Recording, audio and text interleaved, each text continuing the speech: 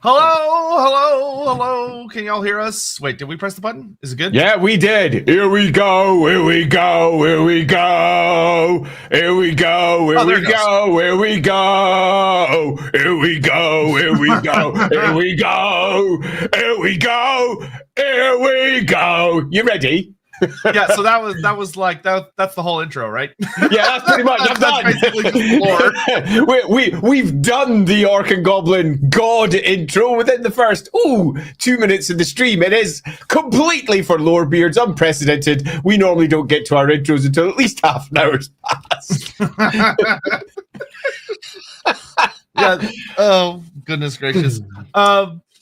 But hi everyone. Hope you're all doing super duper well. We're back. Poor Andy has been through the ringer. I don't want to bring it up. It's just been the worst. Let's just say it was several hours of my life I'd like to get back. I don't want to think about it, but at least I can now talk without gurning, twisting my face, going, "Ooh, the vibrations. Ooh, it's horrible." But I am still drinking from a freaking straw.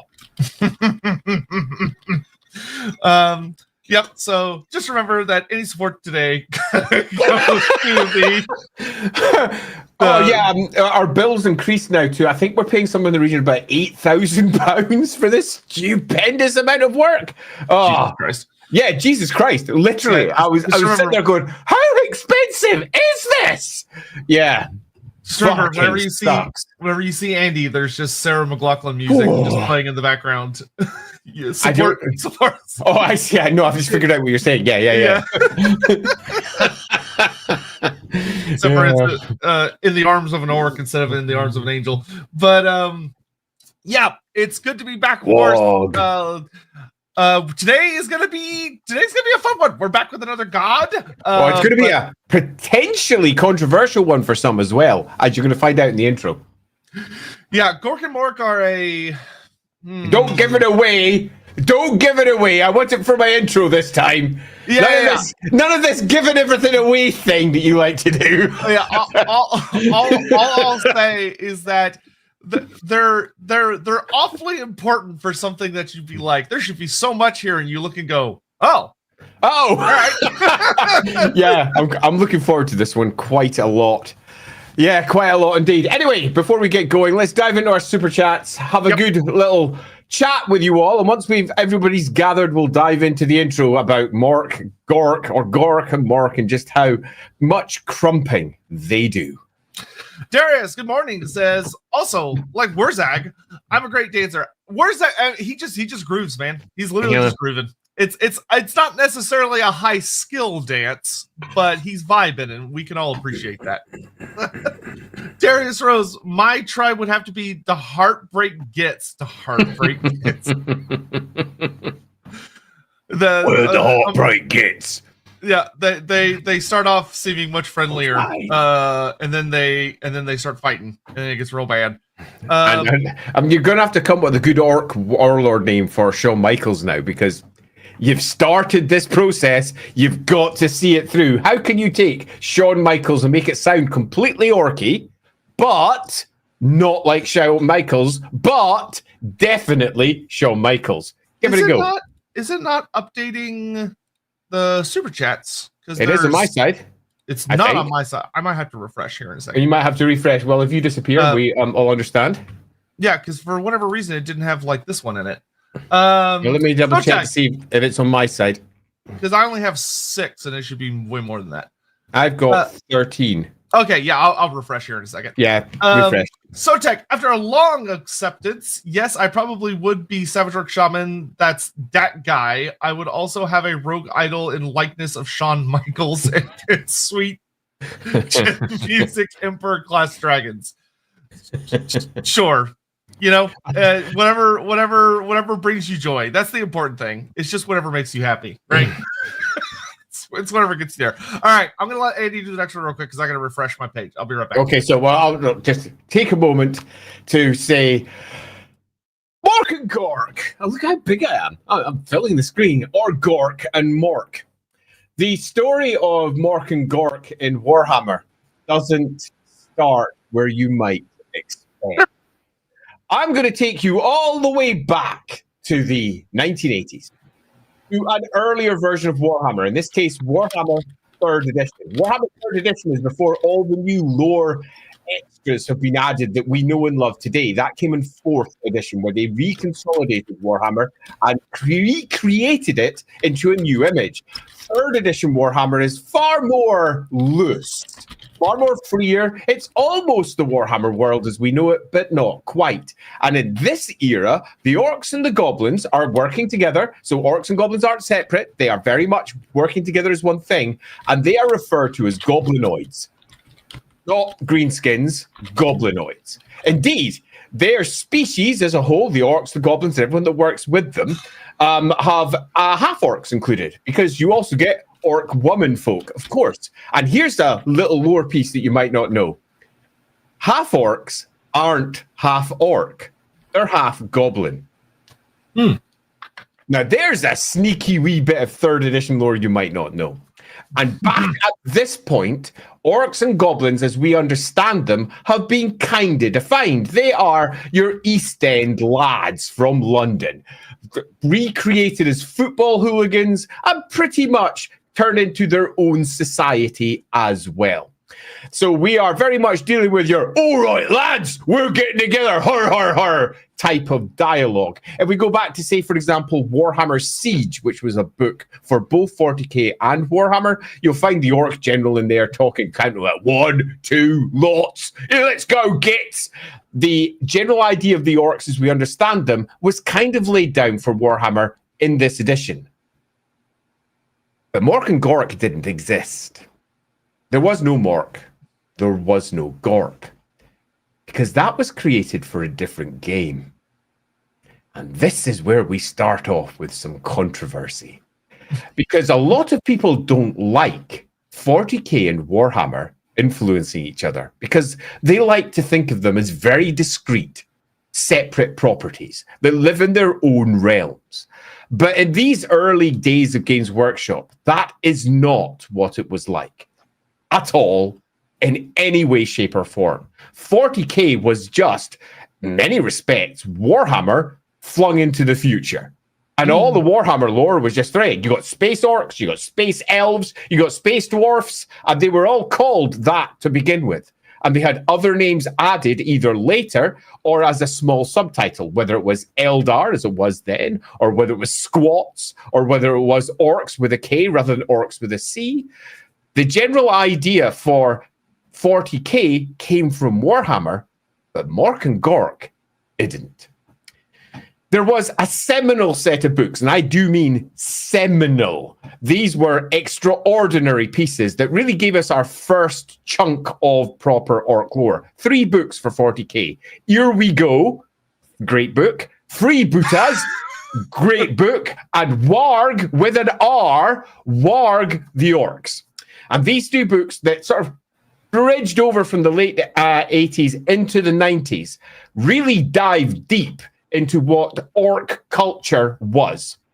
Now, it's worth noting, almost everything we know about the orcs comes from these books, and they never change the lore later, ever, anywhere. They update it a little as we go through the editions, but with all of the 40k lore that we have later, they never really change from the source, in the same way that 4th edition for Warhammer Fantasy Battle defined the Warhammer world, and they never really change it from that point onwards. They just add extra details, and occasionally, go, Eltharion, he's blind now. Oh, no, he's not. They do make changes, but the changes are small. The big scale stuff stays the same. It's the same elf gods, it's the same stuff, but they do add more, rather than just stick with what was there. So, 40k introduces Mork and Gork. Indeed, 40k introduces everything we know about orcs and goblins today, barring maybe 1 or 2 details that were added later in Gork and Morka. And if you want the lore of Mork and Gork for Warhammer, we have to start with 40k, because that's where it begins. Because the great orc gargants are introduced to the Space Marine game. And the Great Orc Gargants in Space Marine, that's Epic or Epic 40k, or it goes through various names at different points, but it's their tiny, tiny, tiny little miniatures with the big, huge orc gargants they're striding over. And these great orc gargants that are first given their biggest treatment, I think about 116 White Dwarf, somewhere around there. It will be an article about Space Marine, because they're basically doing the sell-through for what's about to be released for the game. And in there we get the orc gargants, and they represent Mork and Gork. They're great stomping gods. Twin gods bashing about on the 40k battlefields. And yes, if you're tuning in right now, we are starting with 40k. We'll get to Warhammer in just a moment. So they're stomping around the battlefield, and they get given basically dispensation to do whatever the fuck they want, because they are living effigies of the gods, gigantic creatures called, strangely enough, gargants, that can literally go wherever they want and squash anything they want, because they are freaking Mork and Gork. And if we take a look over into the 40k lore to see how Mork and Gork are first described, they're twins. And they are crumpin gods. They go and fight the other gods all the time. And each other all the time. And they are not, although they are twins, identical. They're just really, really, really, really similar. On one side, you've got Gork, who is strong, with a massive axe, and is known for basically beating living shit out of everything else. And then on the other side, you've got Mork, who is also all those things, but he's cunning. He is smart, and he is really clever in a way that we often don't associate with greenskins. But both of these gods, cunning and brutal, brutal and cunning as they are, represent what it is to be a greenskin. And it's worth noting that in these early era greenskins, that they are not quite how we often think of orcs and goblins, or in their case, orcs with a K and Gretchen, in that they're actually really quite clever. And in this era, the orcs are the cleverest. The Gretchen and the goblins aren't. The orcs are, and they generally lead the war tribes. And this is about to get ported over to Warhammer, where the orcs are the smartest, not the goblins. This changes over time, but at this point, cleverness, cunning, a brutal cunning, but cunning nonetheless is a core orc trait. Outthinking your enemies and then crumping them. Har, har, har. It's hilarious. Now, they're not smart as we understand smarts, but they are exceedingly intelligent in a way you don't expect. And all of the early stories that all throughout these three books display a species that is clever, that's assessing other species, that's going to war. And in these books, we get our first myths of Mork and Gork. I'll give two of them, because two of them, I think, really do display each of the gods in slightly different ways. The first of which is, which one of the gods do they fight? All of them. And the birth of the squiggly things is explained in these books. Now, you might go, what's a squiggly thing? You know already, if you know anything about orcs and goblins. Squigs. The name squig comes from squiggly thing. And the squigs come from, here we go, you ready? Have your socks blown off? Nurgle. So Nurgle's garden is full of squiggly things. Tiny little twisting creatures. It's absolutely full of them. And Mork and Gork dive into his garden, kick living shit out of Nurgle, scoop up all of his squiggly things, and take them back to the orcs and go, there you go. You can use these in any way you want. Har, har, har. And they literally crump living crap, led by, in this particular case, Gork, who just comes in and beats living shit out of Nurgle, takes all their squiggly things, and heads back. Nurgle's just being like, how invasion! Yes! They stole my dogs! Yeah, indeed. And on the other side, so that's the brutal side. That was Gork just going in to Mork's suggestion. Mork is much more cunning and clever. And Mork is the source of the Wa energy. Mork is the source of many respects of what will become the Warhammer magic of Wa. They both are, because they are twins and it comes from both of them. But Mork was the one that was seen to be the clever one who built the psychic stuff. And all the machines that we know from orcs over in 40k, they are sort of sourced by Mork. And I'll give a single example of that. all of the great projector weapons, all of the great crazy pieces of tech that orcs do are often first described as a Mork projector or something else, and then turned into something else. And one great myth for Mork, for example, is up in the skies. Well, this may be more of a Gork one. Up in the skies, the orcs like to go from one place to the next. So Gork goes, I want to go up there. Mork points out which one they should go to, and Gork throws his axe at it. But Gork's dim. Mork knows what's about to happen because his axe is actually attached to his arm by a thong, so he never loses it. So he throws it, and like freaking Thor, he flies up into the heavens, getting flung by his own axe towards the place that Mork has selected for the next god to be crumped. As we previously discussed, Nurgle was there. Gork then, always, because he's always with his twin, turns around, grabs Mork, and the pair of them fly across the heavens, taking all of the orcs with them, and land on another planet and beat living shit out of that one now. Mork and Gork deal with the gods, the orcs deal with the mortals. This is the early tales of Mork and Gork, but they are Warhammer 40k tales. And you might go, right, okay, what's that got to do with Warhammer? I'll tell you right now. Back then, everything. Because what they made for Warhammer was entirely fine to port into 40k. And what they made for 40k was entirely fine to port it into Warhammer, as long as it fit. Mork and Gork 100% fits Warhammer. So what happens? The 4th edition comes along and rewrites everything. It rewrites the orcs and the goblins. It binds them together as one effective people. It gets rid of the concept of half-orcs entirely. It drops the term goblinoid and brings the idea that orcs are much more important than the goblins, directly porting it over from 40k. And I do mean directly. Mork and Gork don't have a great deal of mention inside the 4th edition army list for the orcs and the goblins, but they are there throughout. You've got a banner of both Mork and Gork. The banner of Gork makes you much more fighty. The banner of Mork makes you much better in magic, because that's the difference of Gork and Mork. One is all about hitting things, the other one's being clever. And clever was often, during these eras, marked out as who was the most psychic, who was the most magic, who could do the most sneaky shit at the table. So come 4th edition, Mork and Gork have been ported over. We don't obviously have great Gargants, nor do we have the idea that somehow these gods have supplied the orcs with all of their abilities. And by abilities, I mean the ability to create tech, make crazy shit. That was all Mork's creations. That's dropped because it's fantasy.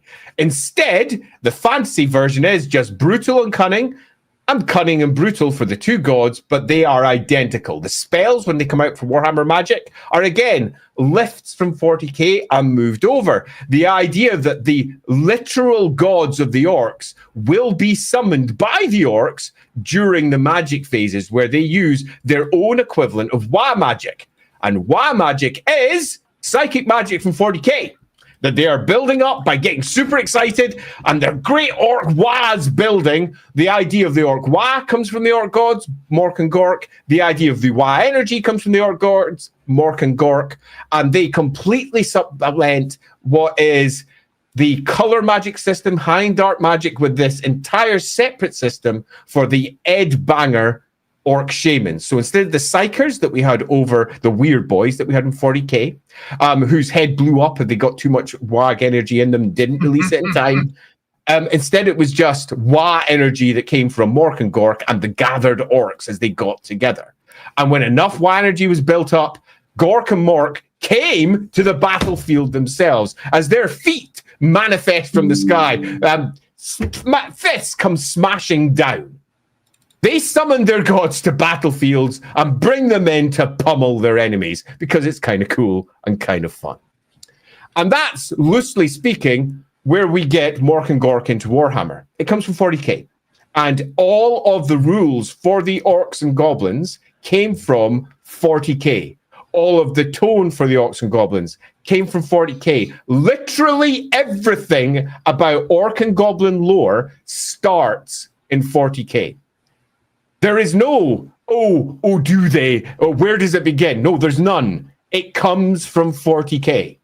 This is not one of those ones where we're going to say, oh, Warhammer, it's the beginning point. I mean, Warhammer is the beginning point for Games Workshop. Of course, Warhammer Fantasy is the older setting. But sometimes the younger sibling, in this case, 40k, creates some pretty damn cool ideas. And in this case, those cool ideas are Mork and Gork. However, from 4th edition, and let's just bridge it all the way into 8th edition. From 4th through to 8th edition, Mork and Gork are used. They're not developed. They're not turned into something bigger. And truth, they're not really given any extra major myths. What they are instead is given maybe a broader pantheon. And by the time we hit 8th edition, Mork and Gork are still described in exactly the same way, brutal and cunning and brutal. They are different gods. They are twins, but one of them is definitely the strong one of them is definitely the cunning one, until it's the other way around. You've got to remember that orcs and goblins aren't the brightest creatures anyway. They get things confused. Indeed, sometimes, in some small corners of the world, some believe they might even be the same deity, and they just think they're twins because, ha ha ha. But regardless, Mork and Gork are instead mentioned as being at the head of a pantheon of gods, and that's worth noting.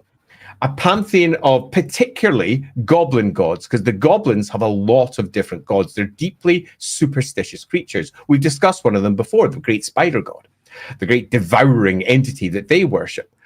There's a host of others as well, with Mork and Gork sitting at the top of this great pyramid, this big pile of dung that is their gods. And their gods all respect Mork and Gork as the top dudes, because they are frequently getting attacked by Mork and Gork and kicked in, or alternatively, Mork and Gork are beating living shit out of each other as well, because they're basically giant orcs, or giant goblins, depending on how you want to see them. And Mork and Gork are pitched as the epitome of what it is to be a greenskin. They are both brutal, but they are also cunning. By the end of 8th edition, Warhammer, the goblins and orcs are given a slightly different position than where they were originally. Where originally the orcs were the clever ones, the goblins instead take that place. In many respects, they take up most of the Mork aspect, most of the cunning aspect, where the orcs are given most of the brutal aspect. And because of that, their intelligence drops as the various editions slowly but surely deal with the orcs and goblins and the differences between them. And they become more and more stereotyped. Occasionally you get a clever orc. Occasionally you get a particularly strong goblin. Of course, there's lots that break those stereotypes. But broadly speaking, the orcs are the brutal ones and the goblins are the cunning ones. And when we get our lore of the little Wa and the big Wa that comes as we move through the editions, they're often associated more with Mork or more with Gork, depending upon exactly how they're pitched. However, when it comes to Mork and Gork, for all that they are, loosely speaking, the source of the Wa, they are the Wa. It comes from them. For all that they are, as gods, described as crumping the other gods, we have surprisingly sparse demonstrations of that actually being the case. There should be, presumably, tons of stories, particularly of the Chaos Gods, because the Chaos Gods are a part of the world that the Greenskins deal with. There are tribes that move up into the Northern Wastes and raid across there and come back down again. And they're often kind of uncomfortable with the horror that is chaos, but they're also accepting of it in a way that some other peoples aren't, because they are resistant to chaos in a way that others aren't, and it's just another source of something to crump. And they believe, as Greenskins, that their gods are kicking living shit out of the Chaos Gods all the time, much as they did all the way back in the very early Rogue Stranger tile books that were designed for 40k, where they literally, as we described in the opening, had Nurgle having his arse handed to him by Mork and Gork. There should be tales all through Warhammer of this sort of thing happening. But the fetishization of the Chaos Gods in later editions, where they became more and more all-powerful, often as a port directly from 40k. Because in 40k, they became more and more powerful, and other gods slowly but surely either fell by the wayside or were just consumed by the Chaos Gods. Meaning that this was kind of brought over to Warhammer 2, and the tales of Mork and Gork kicking living shit out of, say, corn disappeared. Instead, it got secluded in its own little island. So as we come to the latest editions of Warhammer, Mork and Gork stand as these great pillars of greenskin orkiness. They are what is orky know-whats. They are both brutal and cunning, or cunning and brutal. But the myths that we have around them in the lore are entirely self-contained for the orcs. They don't really discuss what happens with the other gods with any great discussion.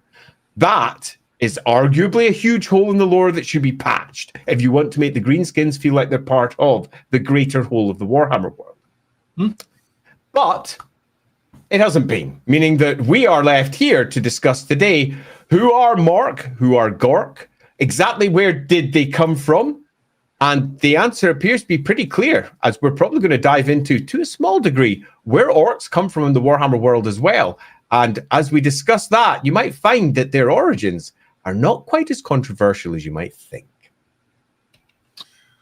Fun little intro there. Yeah. Yeah. Going at a slightly different angle. 40K, 40K. Here we go. Yeah, so, oh boy, there is a lot. We get through our super chats first, since we've got a bunch piled up.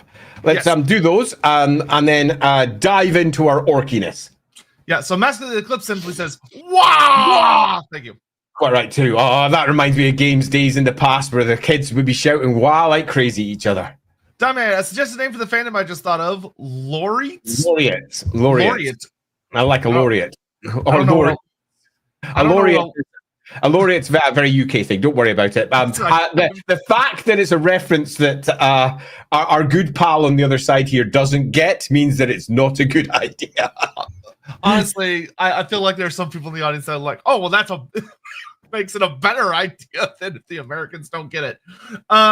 David, Tolkien introduced golf into Middle-earth. Given Games Workshop are based in Nottingham, is there cricket in the Warhammer world? So, David, that's been mentioned in more than one thing, particularly during the 3rd edition era of Warhammer and the 1st edition era of 40K, where this sort of reference was not uncommon.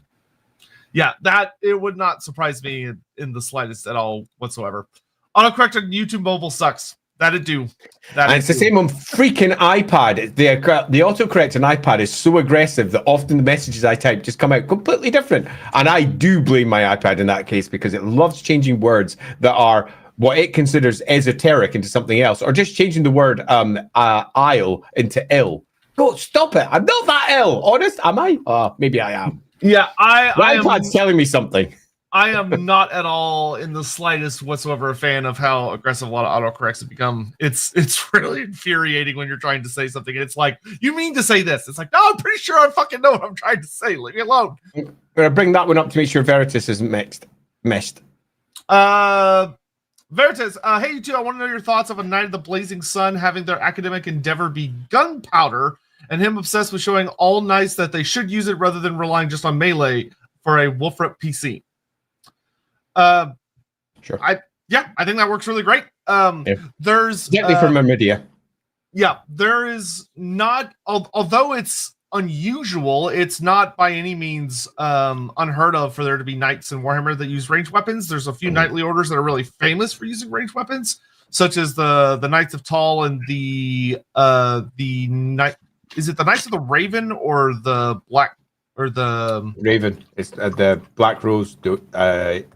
And the Raven Knights do sometimes use gunpowder. I want to say it's the Raven Knights. Overshot too.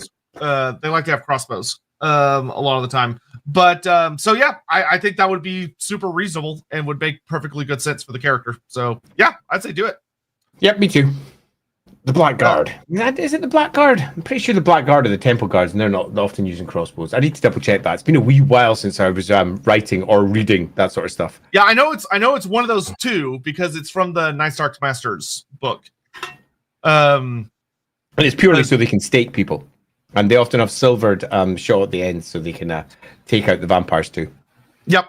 They have the reasonable necromancers are usually cowardly jerks hiding at the back, so the only reasonable thing is to shoot them. Biofoot, what new faction could Gork and Mork make at Age of Sigmar? Well, they already have produced a few, with like the Cruel Boys, which are basically just the half-orcs, to be really blunt, kind of reimagined.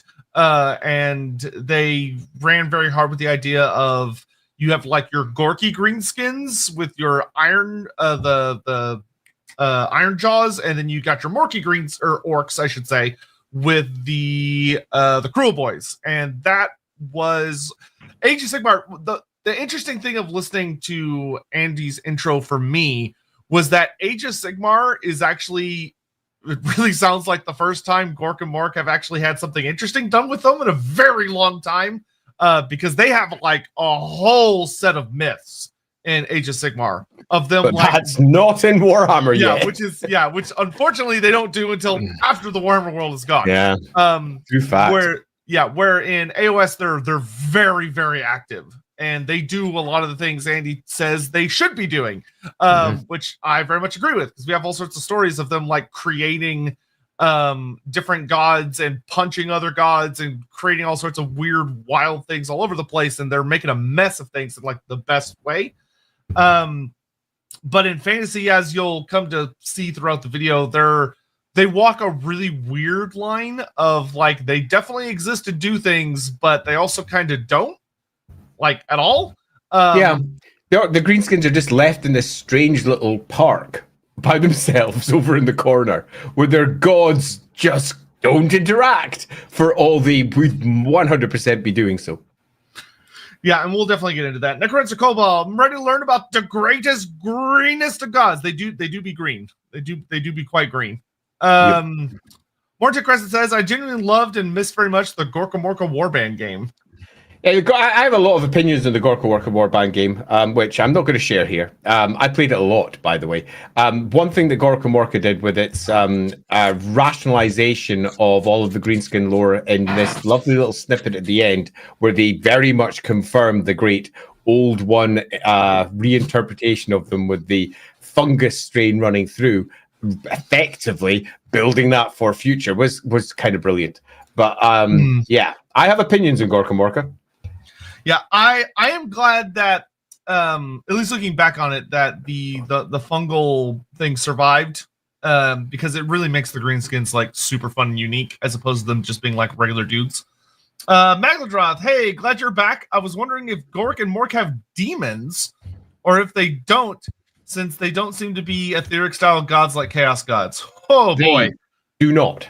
There are no mentions of demons anywhere. There's lots of other gods that they do like a crumpin, and there are other greenskin things that are worshipped by greenskins. So you could argue they are demons, but no is the answer to this.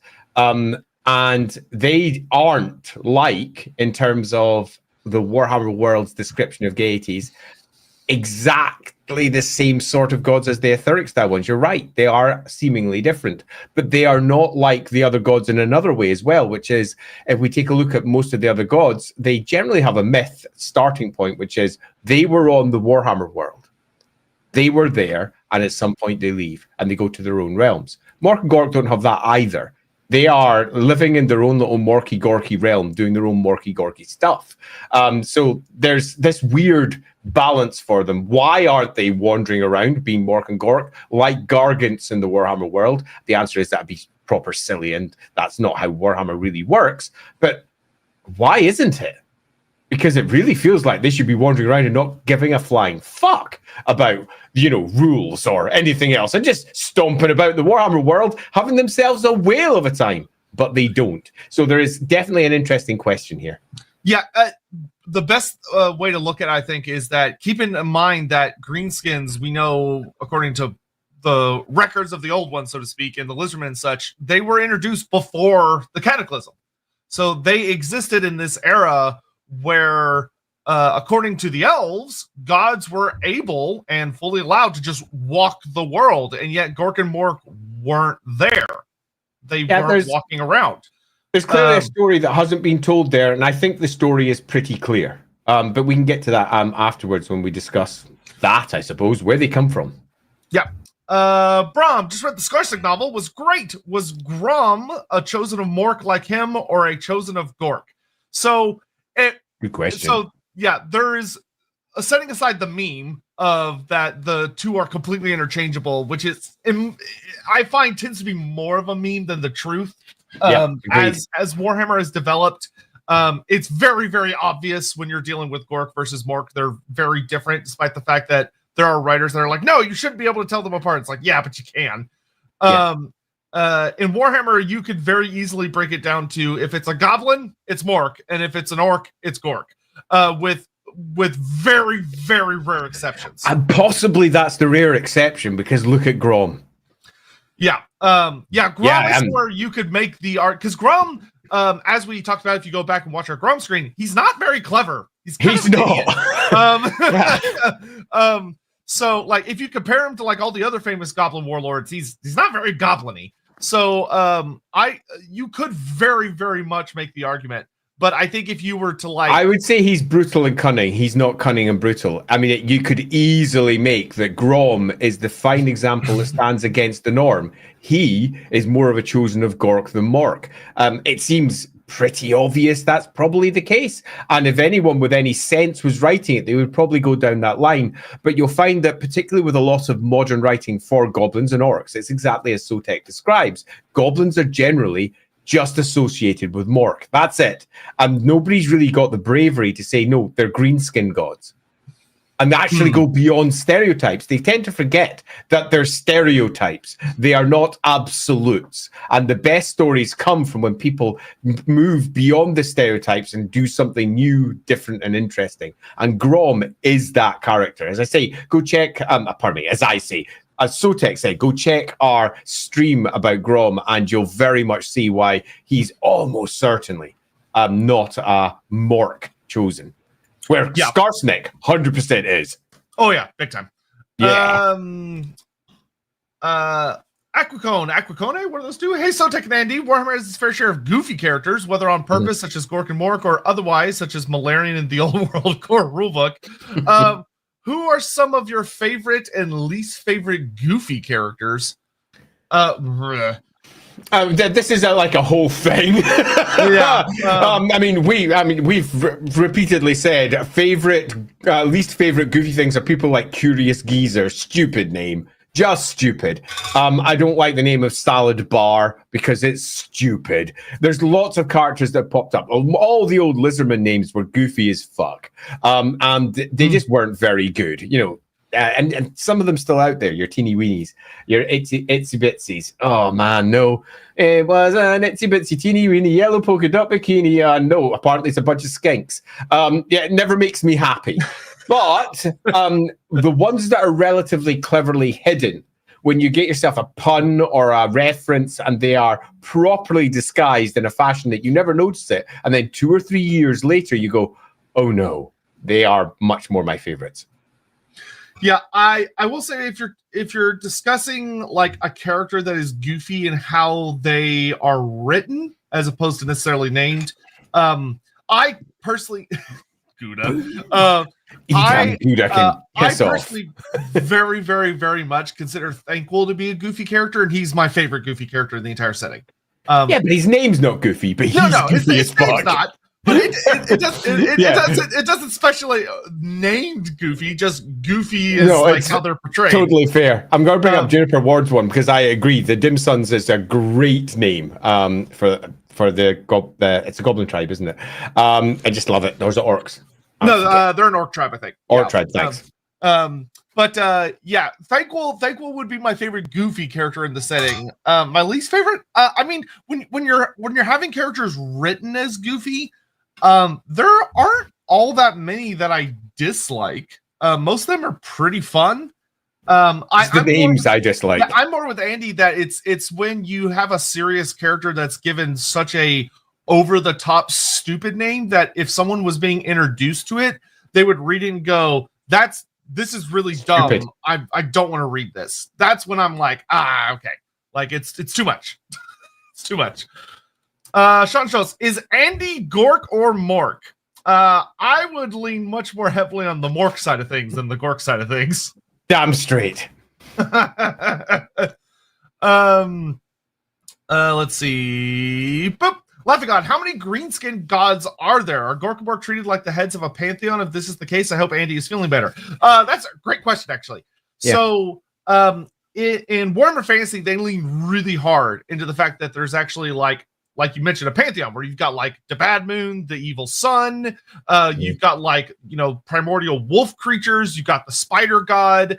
A lot of them are, of course, much more goblin leaning, but you do have orcs that acknowledge things like the Evil Sun. But I would say generally, yes, the lore always paints it that no matter which group subculture of greenskins you deal with, Gork and Mork are always acknowledged, like they're always a core part. Like even for the spider goblins, which are the forest goblins are by far like kind of the most fanatical of the non-standards. They still have Gork and Mork as a big present next to the spider god. So they're always there. They're always present no matter the subculture, whereas like other gods won't be. I don't know if I necessarily said they're always considered the head, but they're always treated with like good reverence by the greenskin standard of reverence. Yeah, if we go with the 8th edition version, it's got a little side box about it. It pretty much says, Gork and Mork, they're part of a pantheon. Goblins are superstitious and worship lots of other things, but all of them say Gork and Mork is right there at the top, crumping everything else. So the answer to this is pantheon.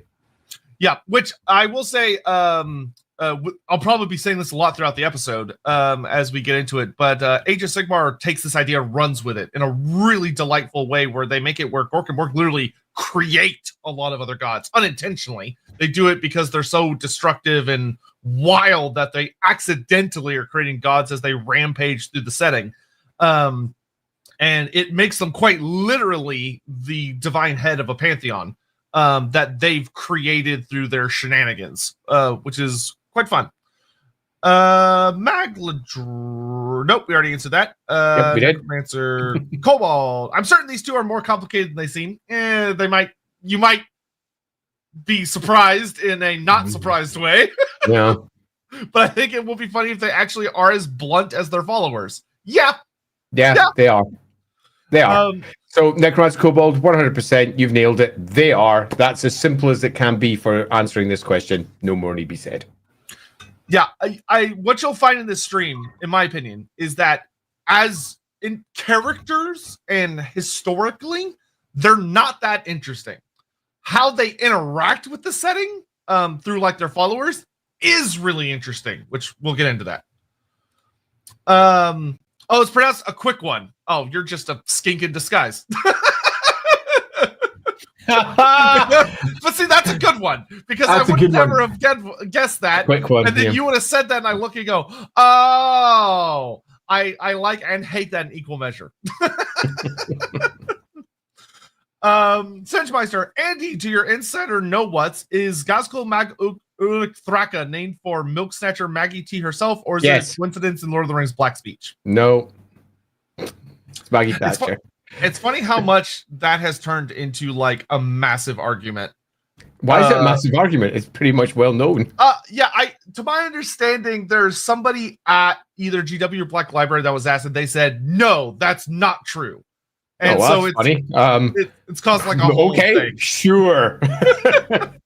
I'm sure someone in chat will know the specific thing. Yeah, you tend to find that there was a period, it still exists right now actually, with Games Workshop people wanting to claim that the very clear satire that was running around through early 40k and Warhammer wasn't, because they wanted to remove politics from the game because they were a bigger company, and they wanted to remove the satire because they didn't want to admit that a lot of their characters were nothing more than satirical jabs at power, attempting to prick at power. And that got removed. And the satire of 40k, one of the reasons I no longer really like 40k, has gone. It's no longer satirical. It is celebrating what was once a satirical breakdown of the very worst of what humanity could be. And they now celebrate it as the great champions of that can potentially save the universe. And it is weird as fuck. And I don't like that direction. I still love lots of parts of 40k, but I've moved on from it because I find it a difficult setting to deal with these days. This is a clear example of the roots that it once had that some people would prefer it didn't, so they tried to move away from it. Yep. weird research of trying to defend the milk snatcher. There's There's a lot of people who think that she was great. I mean, I don't, but a lot of people did. All you need to do is go read the Telegraph to find another article every other week that says, oh, bring back Maggie Thatcher's way of dealing things. She would have been able to deal with this in the same way that, for example, a lot of people villainize or alternatively lionize Ronald Reagan over in America. And Maggie Thatcher is given exactly the same sort of lionize or really bring her down over here in the UK. Yeah, I think that's what it was. Is someone asked Andy Did Andy Chambers deny it? I'm gonna have to ping Andy. Yeah, because I've seen people say like, oh, they said that's not what it was. It's like, that's pretty obvious is what it was. But it was. Whatever. I'm like 100% certain it was, but if Andy said that, I would be super interested. Because Andy was there right when it was going. Nyastra, I love the both of you. Thank you very much. And I'm glad that Andy is slowly getting better. Sotek, will you play a campaign with Lionheart at some point? You could be a student of the Lionheart School of Cavalry. I'd like to do something with Lionheart. I've bumped into him a number of times. There's been like the occasional event where we've both been at in the past. Very, very nice guy. We've had some chats. Actually, if you want to get really nitty gritty, the one last little thing I'll say is that if you go back into the oldest days of my YouTube channel, like right when I started, Lionheart was like the only big YouTuber that wanted that when I like kind of reached out to them and wanted to chat, he actually responded, and we did it. I think it's still up. That if you go way back in the day, I did like a little chat with him where we discussed Total War Warhammer. And it was his first time getting to chat with like a lore person, being myself, but it was my first time getting to talk to a big YouTuber thing. And he was super duper nice. He was super duper nice. So I have nothing but the sweetest of thoughts for him. Donman, Darius Rose. I'm trying to remember who wrote the lore for my. It's really annoying me now. Gaskell's lore. Really annoying me. It's not relevant. I don't think Andy started it. It's really bugging me now. That's really funny. Darius or Diamond says Darius Rose actually inspired a Beastman character idea I had. He's a hairless beast lord who has a preference for kicking his foes. His name is Nicholas the Shorn. That's great. Good job. Now you're doing it. Now you're doing it. That's a good one. That's very good. So really glad Andy's feeling better. Teeth pain is the worst. GW should do more with teeth for orcs. Though, with shark, dinosaur, and demon teeth collectors, also AOS needs orc ethereal units made from shaman dreams. Sure, why not? Sure to all of that. Yeah, all that would be great. All that would be super great. Nice one, Sir Million, like that. Agar, love having you guys back. With trolls having more defined sexual dimorphism with the giant river troll hags, do you think trolls change gender like Jurassic Park / frogs? Like if conditions are right, having one troll change to a hag. That'd be super cool. I'd like that. So Agar, you're offering something that I think Warhammer often forgets, and that's creativity.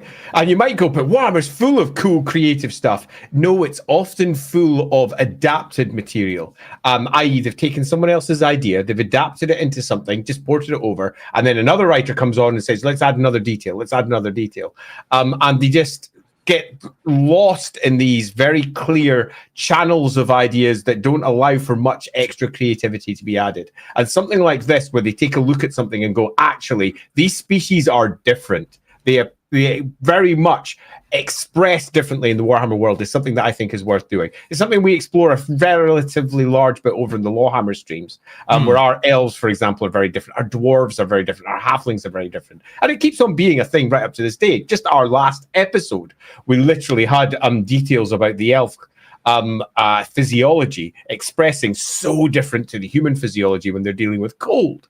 And yeah, I think things like this make the world more interesting. Yeah, I will say I particularly like this because trolls, as we know, they're so adaptive. Like they adapt so wildly to their environment. And their regeneration helps a lot with that. The idea that one of them could change into a hag based on like environmental factors or things going on, I think is genius. I think that's a super great idea. Yeah, agreed. I to the point that it's pretty much become my headcanon. Yeah, that has for me as well. I like it. Like, I'm yep. If like the trolls are like, oh, there's an abundance of resources here and we're doing well, one of them just starts morphing into a hag, which is great. I actually really like that. Jerry Geronison. Greenskins don't use the winds, but do they use the magic language? Are they just psychers? Pre-old ones supernatural? Did they use magic? Psychers? Magic language? Are the old ones blocking magic with magic language? So this is really interesting, Gary, because there is an established form in the Warhammer world of how the world of magic works. And that's that we have magic seeping into the world from the gates. The winds of magic come over. If we want to go back to the earliest lore, they called it the flux. But later on, it becomes the winds of magic. It's not a new piece of lore. That's kind of an unfortunate name. An unfortunate name. It's been running around since pretty much the mid-'80s. The idea that magic comes into the Warhammer world. It got codified properly in the very early 90s into the colors of magic as we understand them today. And this magic can't be seen by anyone except for witches, those who've got witch sight or second sight or whatever you want to call it. And they channel it into themselves using a sense, using the ability to channel, and then using words, they form that magic that they've gathered together into an empirical effect, i.e. a real world effect. So there is no fire around them. They summon the magic into them. They say some words, and the magic they're holding in front of them turns into a fireball, and then they unleash it in the direction that they wish it to go. The form of magic in Warhammer is pretty clear. Orcs don't do the same thing. Their magic doesn't come from the winds of magic. It comes from other orcs generating the Wa energy around them.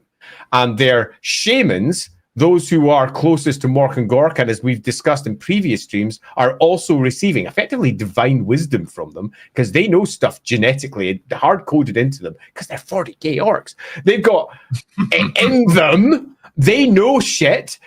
They are capable of doing the right chants, the right rituals to bring it about. Not all of them are using the lingua prestantia equivalent, the language of magic, to make things happen. Sometimes it's just a dance and a desperate horror as they're trying to get it out of them before it blows their head up because there's so much going around. And they're dancing like crazy, going, "Ah!" And then suddenly, Gork arrives. And an enormous foot comes from the heavens and strikes down as he's sitting there wildly going around chanting nonsense, literally nothing to do with the lingua prestantia. Now, the lingua prestantia is a precise set of enunciations that will change magic into form. Doesn't matter what species you are, doesn't matter what you are. If you can channel magic and you enunciate those words, regardless of your species, you're going to enunciate the same words. Because that's what causes that form and effect. That's how it works. If you're in Cathay or if you're in the Empire, you're saying the same shit. It's the same loose spells. Orcs ignore that bullshit.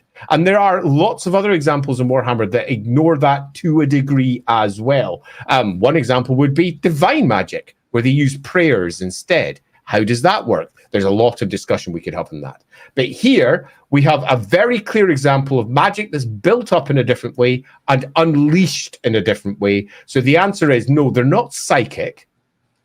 They're different. They're doing something different. Now, could it be said that they're using psychics from 40k? No, it's different, but they are doing the same thing the orcs are doing in 40k. Yeah, one of the things that's kind of funny, to be blunt, about the Greenskins is they had to go through some kind of weird writing because the people making the game were like, well, they have to cast magic in the magic phase, and in order for the game to work, they have to do the same thing and they have to be dispellable, which then reflected into the lore of the setting and create. But even if you read 8th edition, if you go to 8th edition, you go to the shaman page, it literally says that they kind of use the winds of magic, but that's not all they use. Like, what they're actually using is the energy that they produce, but it interacts with the wind of magic in a weird way. But it doesn't require any specific wind. Instead, it's this horrifying mess that makes all other wizards in the setting look at them and go, what the hell are those guys doing? It's super interesting. So if we look at it, because this question is interesting, it's worth dwelling on a little bit more. Wa energy comes from Mork and Gork. Ultimately, that's the root of it, if we go by the myths. And the orcs, as they're getting more and more excited and they build towards a great Wa, build this energy around them. And it's unlike any other energy you might go, but it's not, because it can be dispelled. It can be interrupted using the Winds of Magic. In fact, the Winds of Magic and the Wa energy interact in lots of interesting ways, which means there is actually an answer here, which would be somewhat controversial if you were to write it in black and white, and that is that orcs are capable of generating their own Wind of Magic that's unlike the other 8. And that is how it's handled by the rules.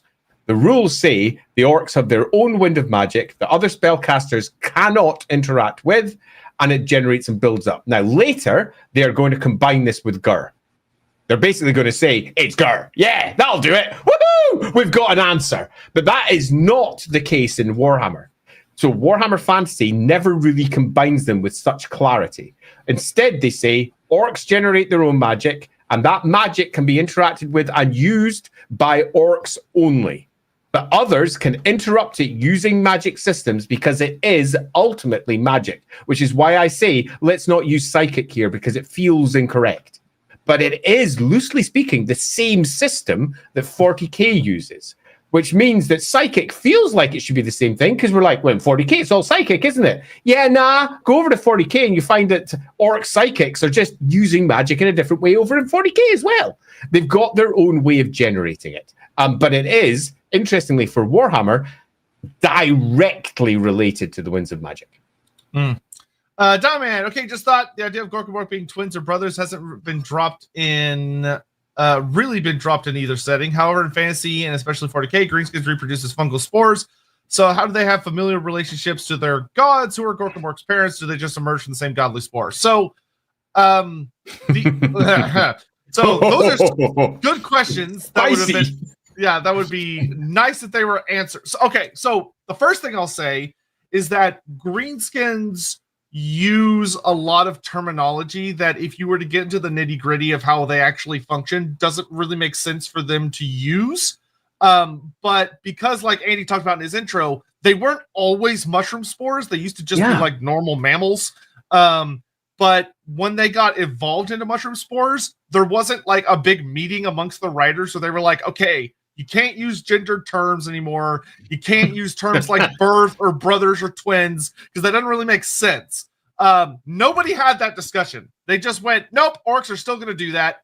Like if you read a Black Library book, for instance, it is super normal to come across orcs doing things that imply that they know what sexual organs are and what they're used for, because they'll be like pretending to hump something to annoy a dwarf that's like across a canyon from them. And you're like, they wouldn't know what that is. Yeah, more than it's likely. Weird. I mean, I'm going to just call this out for directly what it is. This is an example where the rule of cool has completely overridden anything that makes sense. The lads, as the orc boys are often referred to, they're orc boys. They're not just orcs, they're the orc boys. They all gather together in great big tribes or units, depending on which version of the language you wish to use. But all of their language is gendered around male. And there's a reason for that. Because originally, the orc boys were boys. The orc lads were lads. The orc nobs were nobles. They had an entire society, an orc culture spelt with a K, ending with an R, no E in the end. Orc culture. And the great orc armies were followed by entire trains of orc womenfolk and babies and all sorts, because that's what they were originally. But as we moved into Warhammer 4th edition, they dropped discussing anything other than the core army. That's it. That's all that was discussed. So we just got the boys and the lads. And it was funny because the orcs talk funny, don't they? Har, har, har. That makes for fun. So they kept all of that. And then the spore thing comes in and it completely spears everything that they have done so far. Because it now says there are no women folk. There are, in truth, no lads. There are no boys. There are just greenskins. That's all there is. Greenskins. And there's no answer to it. Yeah. Either they have to rewrite everything for the greenskins, rewrite all of the language used for it, or just sort of just paint over it and just pretend that all the gendered language makes sense. So this is something that is very much a holdover from where the orcs and goblins came from. And it also speaks to various writers coming in and trying to fudge it. Take, for example, when the Old World started up again. When the Old World started up again, they very clearly mentioned half-orcs again. They dropped that on the website. Half-orcs, we're going to possibly have them kicking around in the Old World. And then that all got sort of brushed under the carpet. Why? Because really, they're spores. Or are they? Or are they not? What are they in Warhammer? And they didn't really pin it down, but they sort of did. And that doesn't make sense. So ultimately, the answer here is orcs don't make sense. And they don't make sense because they haven't made sense for a long time. And the language used for orcs is so ingrained into what Warhammer orcs are that they can't change it. Because they no longer sound like Warhammer orcs. Well, here come the lads, here come the boys. Except, here come the orcs, here come the goblins. It loses some of the flavor that they have written into their setting for the last 30 years. The only thing I can think of that would allow them to fix it, but it would be like a significant amount of history being added to the species, which wouldn't be, I don't think, a bad thing, would be that we know that greenskins really like to steal or adopt ideas from other cultures that they then like transform to their own thought on it. So, like, you could have an idea that they developed the idea of stealing language from other species that they have fought over thousands and thousands of years. And, you know, maybe from fighting lots and lots of dwarfs, they've stolen ideas of that. But trying to translate that into how they talk nowadays is really hard. It's really hard. And any attempts to retrofit it with, oh, they're just, you know, big macho ads is bullshit. Any attempts to do that really doesn't understand language or how language works or how even interaction of language properly works. The gendered terms are really weird. And the more you look at them, the more weird they are, particularly in Warhammer, orcs and goblins have their own language. And their own language has literally no concept anymore of male and female. It just is. You just are. Maybe the secret is that there's some Empire historian that translated the greenskin language and he assumed they're all boys. So he just put a gendered language in and everyone's like, yeah, sure. Sure. It's a weird situation, but it's one that just is what the greenskins are. So it's one of those ones where you just can't change it. You've just got to squint and accept it. They're not going to change. Yeah. That being said, as far as Gork and Mork's origins, the greenskins don't, to everything I've ever read, they do not have origin myths in fantasy. Like they don't, and to be fair, they don't care. They just are. Yeah, they just are. Greenskins are very present focused, which is one of their, honestly, a very big strength of theirs within the setting. Although they're often telling tales of their past. Well, let's not lose what the shamans coming down and telling about the great Waz. But it's not like in the sense of like some great historian that's obsessively studying it. It's more of like a shaman blurting it out when they're building up energy to get all the lads all fired up and stuff. The lads. The lads. But yeah, it's interesting. That being said, the idea of twins wouldn't be that crazy, even with the spore system. If you take the Skarsnik novel as gospel, which I don't have a problem with doing, but some people do, because the book is very deliberately written where it might not be true, which was smart on the writer's part, because it's Skarsnik dictating his life to a guy that was tortured, and then that guy wrote it as a play, and then it's being read by another group of characters, and that's the version of the story you're getting. So you're getting like a third-hand account of what actually happened. But in Skarsnik's novel, it gives the idea of like how greenskins emerge from the spores, and the way it works. It would be unusual, but it wouldn't be by any means impossible for two greenskins to be born from the same place, from one stock. Yeah.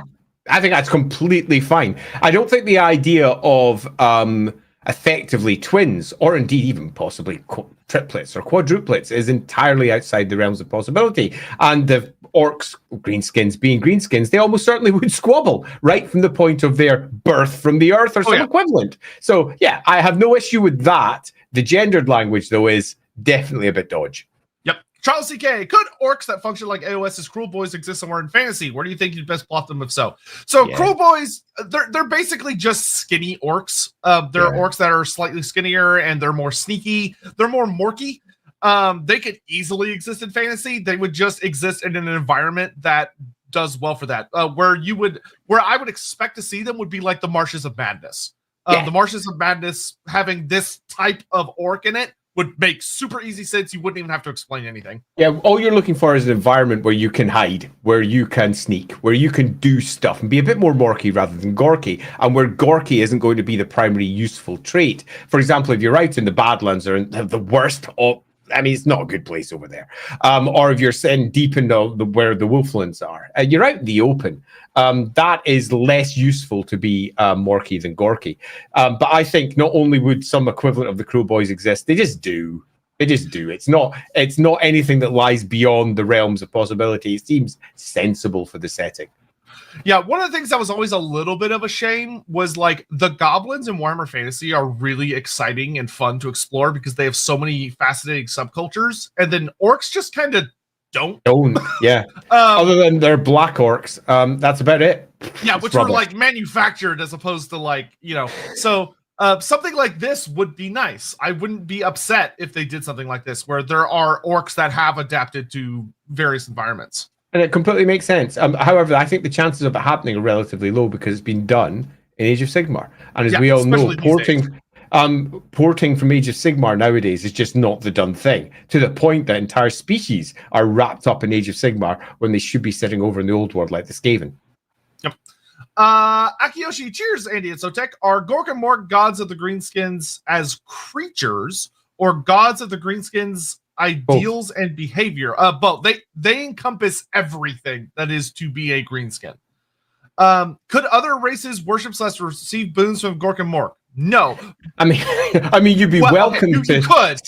I mean, you've got a big pile of dung with wooden bits sticking out of it, with a big maw sitting in the middle, and you can understand why they got conflated in Age of Sigmar later, the maw and Gorka Morka. But you've got this effigy. Could you worship it? Sure. You want to worship that pile of horror that the orcs have left behind? You could. Would it work? Yeah, no. It's not going to work in a metaphysical way. And are you going to be getting a boon from Gorka Mork? No. What is a boon from Gorka Mork? You do it yourself. Orcs and goblins don't pray to Gorka Mork going, please come down and help me. That's not how they work. They are far more self-sufficient, and the more that get together, the more likely the Gorka Mork will turn up and start stomping. Yeah, one of the things that's very which I think we might get into this in a second, do a pause on super chats actually, because this could be just a good point to jump into it and discuss it. And also to your last bit, are the other races aware of them? Yes, many different races are aware of Gork and Mork, and it's a deep point of philosophical divide for some as well. Because the greenskin gods do act differently, but they also act in the same way. In fact, I think this is worth diving into just a little bit in terms of their origin and also how other species regard. I will say the last thing to your super chat, Akiyoshi, is I would really recommend checking out the Tome of Salvation from Warhammer Fantasy Roleplay 2nd Edition, because it has a segment on Gork and Mork, and there's some really fun little things in there. Like there's a witch hunter of the Order of the Cleansing Flame who literally talks about people that have tried to worship Gork and Mork, and that it's like, he's obviously just talking about they need to just be killed immediately because they're traitors. But it goes into that it just doesn't work. But this makes a good segue to discussing Gork and Mork as gods when compared to other gods, because that gives us a good frame of reference. It does. Gork and Mork are super duper duper duper interesting. If we look at it from the idea of, so we've talked a lot about gods here on Lorebeards, whether it was a couple weeks ago with Raya or many of the other weeks where we talked about like Cain and Korn and a bunch of these other deities. The gods in Warhammer Fantasy do tend to follow a trend, which is that you're usually dealing with a mostly purely etheric entity that has like a very ancient history that we could dial back to somewhere around Cataclysm Age, that has an interesting dynamic with followers of various races by giving them blessings or mutations or some kinds of godly gifts, basically in exchange for worship and devotion and acknowledgement. I would say that's not necessarily the case. I would say that if we're being broad across the species, it's not worship or acknowledgement, it's instead acting as they act. And doing the same thing. Now, that doesn't necessarily mean there's any worship or devotion at all. It's basically being like that god. And that's particularly more of an elven approach than, say, for example, the far more worship-based approach that many humans would do. Dwarves, for example, don't worship in the way that we understand it. But dwarves also don't have like gods in a way that we... Quite, but again, emulation is their core point. And yeah, I think that's an important distinction because it is different. In the Warhammer world, you often find that many of the priests are terrified of their gods. They're not worshipping. They're very much going, oh, the gods, and there's lots of individuals who are not worshipping a single god as we understand it. They're basically there to try and hold off all the gods. And there's lots of discussions of that, both on the Chaos tribes, who have got entire groups of people that are there to hold off all the demons and the gods, or draw their attention when it's important. And it's not necessarily a single priest or champion, for example, to a single god. So there's lots of different ways to express, but broadly, I would say more emulation of that god's ideals. Yeah, but we have a wide spectrum. But at the end of the day, we have this kind of etheric to mortal reality pipeline. Gork and Mork don't do that. I'd like to add another detail there, just to make sure we don't lose it. And that's that almost all of the gods, almost without fail, have a myth that has them there at the beginning of time during the Cataclysm, physically, on the world. And that's worth noting. Whether it's Nectaran gods, elf gods, whatever. Human gods, exactly the same. They've all got tales of when they were wandering around the Empire before the tribes of man came. Whether it was Tal doing his thing, that's happened in the most recent Warhammer stream, or whether it's Ulrich doing his Fiststrike Mountain. There's stories of the gods on the planet, and then they leave, and they all go. All of them. Everywhere. We don't have gods wandering around the Warhammer world anymore. They have gone. They are no longer physically present in the world. They're on the outside. And this includes the Chaos gods. With a couple of cheaters, but yes. There's a few cheaters and those who get around it for one reason or another. But broadly speaking, they're no longer in the Warhammer world. And there is myths for why this is the case. A bunch of core myths. And Mork and Gork, it's worth noting, lie both outside and entirely within this. In that, Mork and Gork, there are no myths anywhere saying that they wandered around the world. There's none that I'm aware of, at least. But equally, they don't wander around the world. And I reckon if they could, they would. I mean, they're simple creatures. If they could, they would. So there is definitely some form of ban from this being possible in the Warhammer world. If you go to the elves, they've got a clean description of how this happened. Azrin, their great divine creator of all things, the top of their pyramid of gods, he made a rule. Gods, fuck off. We're done. And withdrew from the world. And all the gods left. All of them. So if we go with the elven version, their king of gods stopped all gods from interacting with the mortal realms. And this appears to also bind Mork and Gork, in that they can't come unless there's this great build-up of Wa energy, which is their energy. It's their godly divine essence that is channeled by the greenskins. And when they do that, they don't come physically. They're not literally there. It's these great, almost etheric foot stomps as they can finally come through. They can finally interact with the real world, and they start boshing and crumping and having the times of their lives. but it's very much from the outside in, not wandering around like giant gargants from 40k, being massive orcs going, killing everything in their path. So that isn't the case. So there appears to be a divine ban that is definitely in place. And I think if we're discussing Mork and Gork, we've got to make it clear that we've got characters who would interact directly with the mortal realms if they could, and they don't, which means that we have a very clear ban in place on what they're doing. Yeah, but of course what makes them seemingly unique is that from all what we could tell, they were always banned. Like there was never a time where they seemed to have been allowed. Because there's no myths of them at all wandering around.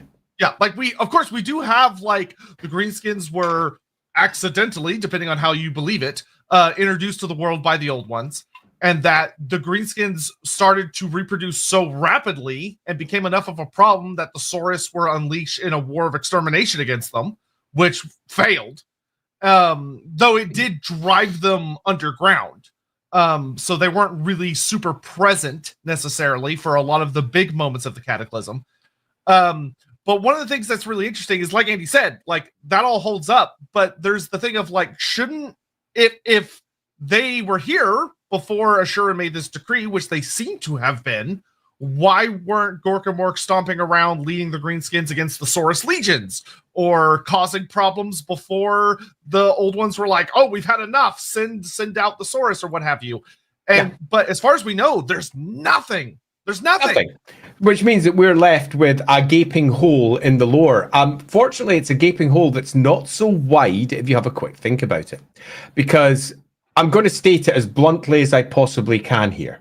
And I know that this is going to be controversial to some, particularly some Games Workshop writers. But as it stands at the moment, the introduction of the greenskins into Warhammer comes from 40k. It comes both in reality, in that the lore, as in the real world, our world, all the lore for the greenskins got ported from 40k over to Warhammer. All of it. It all comes from 40k. This is 100% a 40k thing. At one point, 40k and Warhammer were being effectively built at the same time, and the orcs and the goblins, the orcs and the Gretchen, were being built with the same voices, the same style, the same tone all the way through. Then 40k, as I said in the introduction, went wild. It released 3 seminal books that completely changed greenskins forever. And all of that lore that was appropriate then got ported into Warhammer. So in reality, the greenskins come from 40k, but also in setting, they come from the old ones when they arrived in their ships and they arrived in the world from 40k. It's the old ones. It's the same. They are trans-dimensional creatures that go from one place to another. And this is cool because we then have a very clear reason for why Mork and Gork weren't there to begin with. Because they weren't. The warp, the aether, that otherworldly connection point between all the realms is enormous. It's beyond, it's infinite. And it's also very, very far away. So what happened was the greenskins arrived, they start building up Y energy because it's what they do. And they summon their gods because that's what they do. But by the time Mork and Gork arrive, the ban is already in place. So it all makes sense. This embattled, embittered people, because the greenskins were properly assaulted by the lizardmen across the planet. They were in trouble. And they're calling on their gods because their gods are hard-coded into them. They are their gods, but their gods are so distant that they're doing a mighty, here we go, here we go, here we go, across the warp, trying to find, they're obviously big red ships because red ones go faster, trying to find their lost tribes of orcs, going, where are they? We're coming, lads, here we go. But by the time they get there, they're knocking on a giant wall going, what the fuck? How can't I come? What's going on here? And the Warhammer world is different to 40k, as we've discussed multiple places. Magic expressed differently. The whole world itself expresses differently. But we clearly have a ban in place, meaning that they then can't directly interact, but they have arrived, for want of a better description. It ties up the knots neatly and takes all those loose strings and makes everything make sense, because we get a timeline then. The orcs arrive. They're in trouble. They call their gods. Their gods are distant, deep in the warp. And eventually they arrive, but by the time they arrive, they can't interact directly, so they are left just calling upon the gods using Wa energy that they themselves gather in the Warhammer world. It sort of makes sense. Yeah, I think that's a very, very reasonable theory to take. Jumping from Akiyoshi's comment, so when it comes to boons, another thing that's very, very interesting about Gork and Mork is that most gods, not all, but most gods in the Warhammer world get directly involved with their servants, like their followers, worshippers, whatever you want to call them, calling on them, whether it's in the form of a prayer or in the form of a spell, which it can be for a lot of them, and the god answers. And, well, if they're lucky, the god will answer and not be pissed off. And something will happen. And there's a relationship there. Whereas the greenskin gods don't really do that. The greenskins very strongly believe that Gork and Mork are not there to help them. Gork and Mork are there that when they're having a good time and they're having a good punch up, if it's a good enough punch up and it's a good enough of a riot, that the gods will go, yeah, this is fun, and they get involved and they just join in the fray.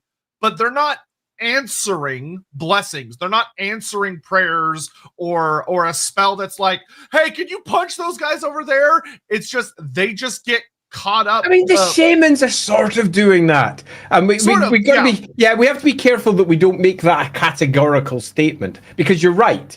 The greenskin gods absolutely don't care. They're just there for the fight, and in many respects, the shamans aren't so much summoning them with prayers. They're basically going, "It's over there, gods. That's where the fight is." And they're almost like beacons in the night, rather than they are summoning them per se.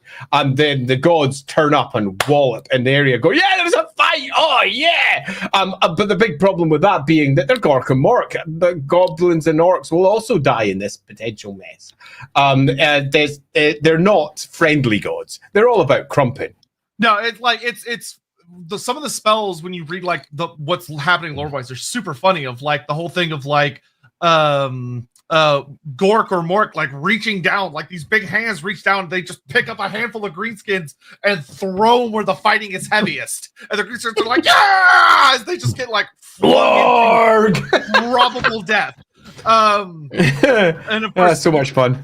Yeah, you know, of course, the stomping spell, which is super famous, and if you've ever played that spell, you know, Gork and Mork, once again, they don't give a shit, because that spell has always had a thing where if you roll a 1, the enemy player gets to represent Gork being like, I don't really care, and he starts stomping on his own guys. They start stomping on greenskins instead of the enemy, because they're just having such a good riot. They're not really like aiming so much. Yeah, I mean, if you want to sum up Mork and Gork as to who they are, they're the gods of the riot. Yeah. Okay, channeled riots in different directions. The gods of the Wa, the gods of everything just going, and the great mob mentality taking over. Rather than they're often referred to, and I think both accurately and inaccurately, as in fact, Tech Priest has brought it up there, as forces of chaos. But in Warhammer, chaos, yeah. yeah, totally, literacy chaos. Because they are kinda okay, but they are channeled, focused chaos. But whenever we use the word chaos, you tend to find that has an implication in Warhammer for obvious reasons. So I do not like, and have never liked, using that word when describing greenskins, because it gets people confused, and you don't want to confuse folks, because immediately people go, oh well, then Gork is just Khorne, isn't he?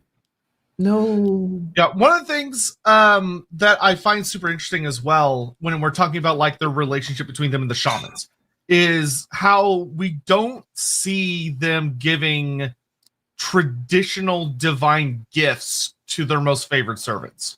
Like, they don't have mutations. They don't have weird glowy bits. They don't have divine halos, or grow a third arm, or like have like the aura of a god behind them. Like the greenskins gods, very much, they show up when there's fighting, and when the fighting's over, they piss off. Yeah, and I think this is worth reinforcing because greenskins in general aren't like most of the other species in Warhammer. There's a reason for this. Their psychological makeup is so unlike what gods like.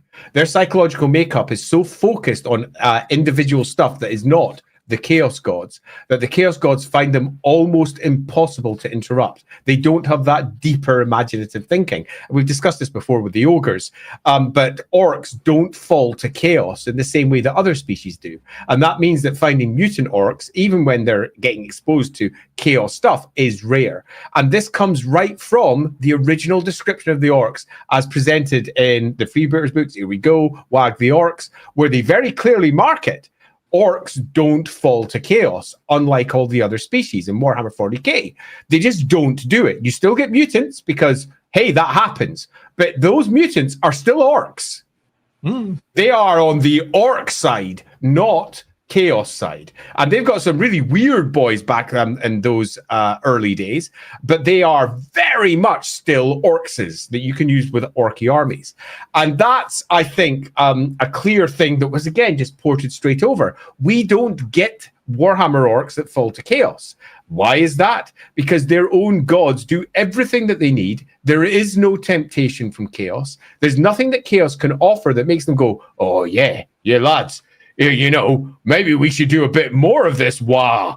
You know, let's fall to the excess of wah. No, they don't. They just don't. They just are. They're almost a force of nature. And that force of nature means that they don't have this higher intellectual process that falling to chaos generally requires. And if you want to use the far more swirly nature of the aether or the warp, where the gods are nothing more than the collection of various types of emotions, in many respects, all orc emotions only go to one place, Mork and Gork. All of them.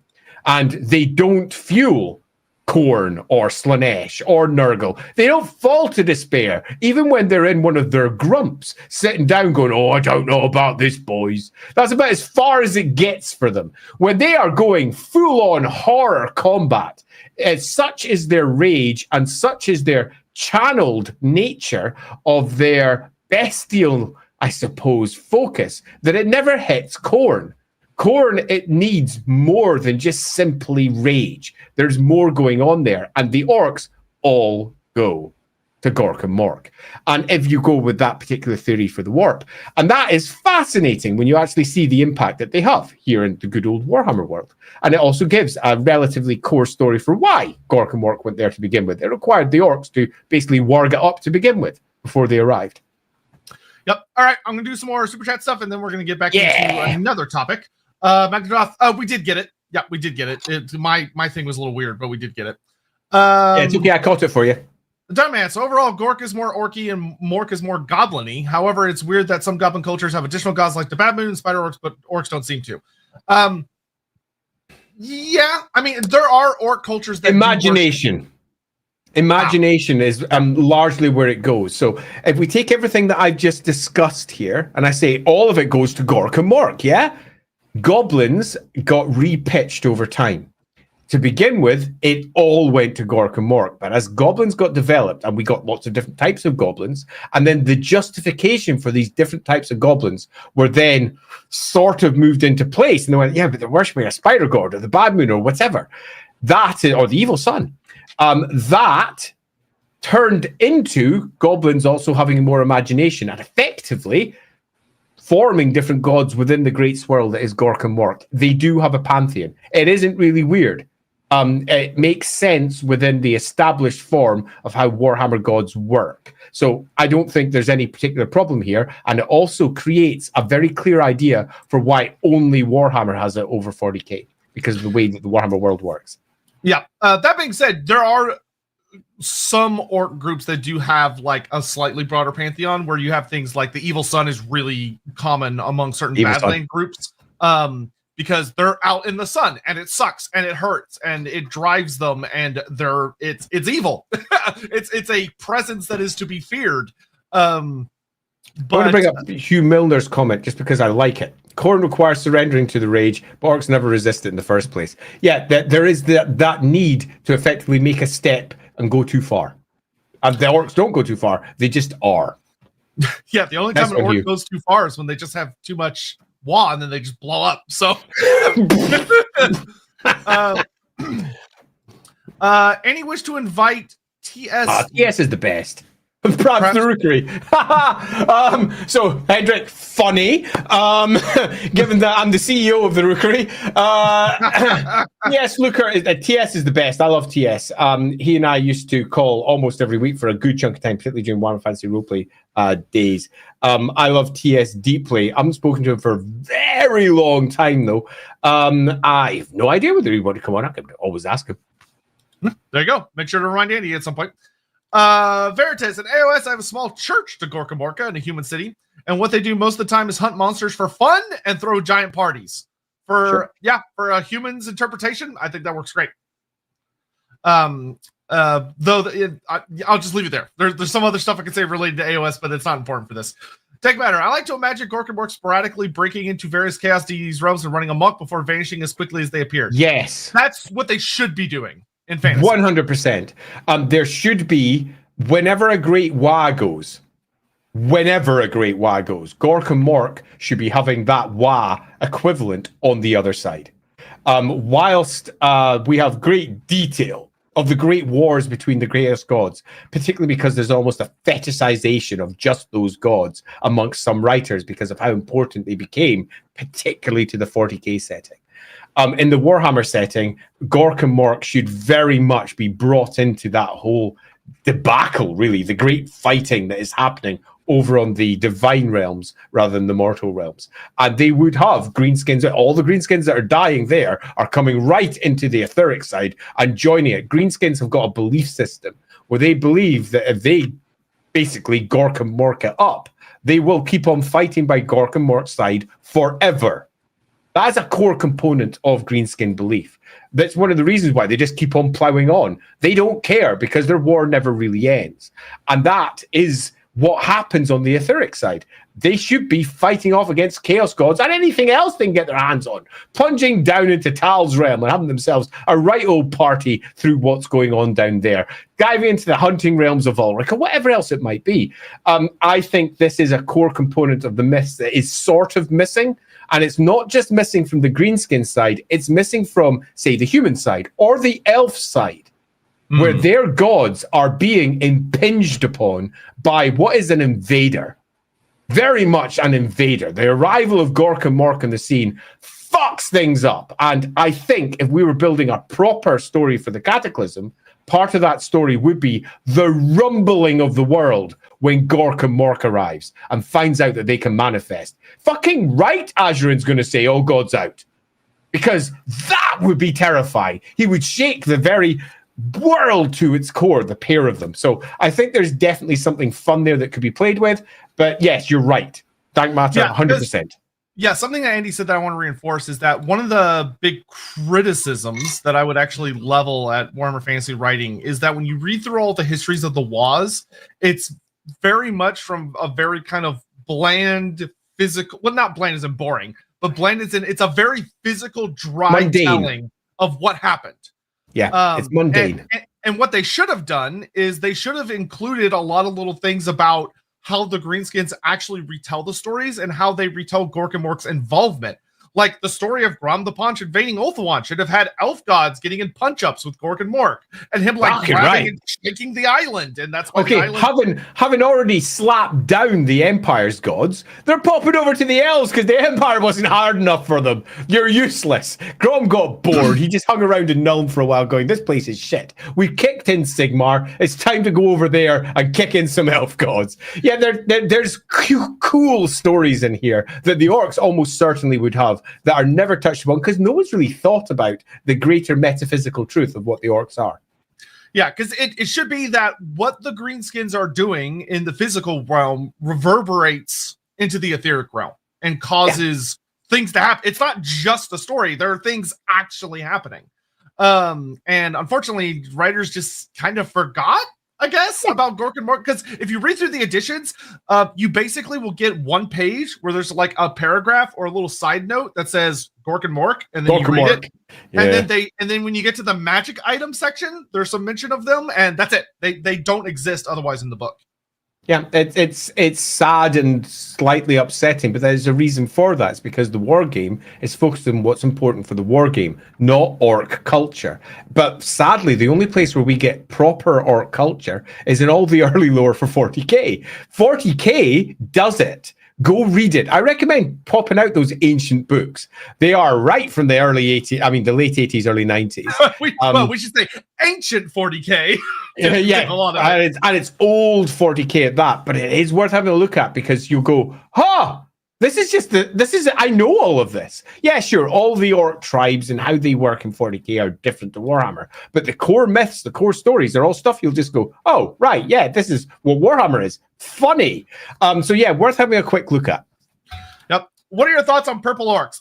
They're goofy, but I will say Warhammer Fantasy orcs are much more capable of the whole belief thing than a lot of people realize. Our whole concept of savage orcs, which this is a fine moment to talk about them very briefly. Savage orcs, of course, the orcs that don't they hate like advanced technology. They believe the old ways were best, and they are orcs that are obsessed with. They basically just live off what they could get from their kills of like bone and hide and leather and being wild, but they cover themselves in war paint tattoos. And the thing is that in the book, it quite literally says that these tattoos they paint on themselves protect them from harm because they believe it will. That's literally what it says. It's how orcs channel their Y energy effectively. The Y energy that's generated by orcs has real effect in the mortal realms. It's as simple as that. If you want to give an equivalent of what's happening here is all orcs generate Y energy. They all do. Every single last one of them. And that means to a degree, all orcs are spellcasters. All of them.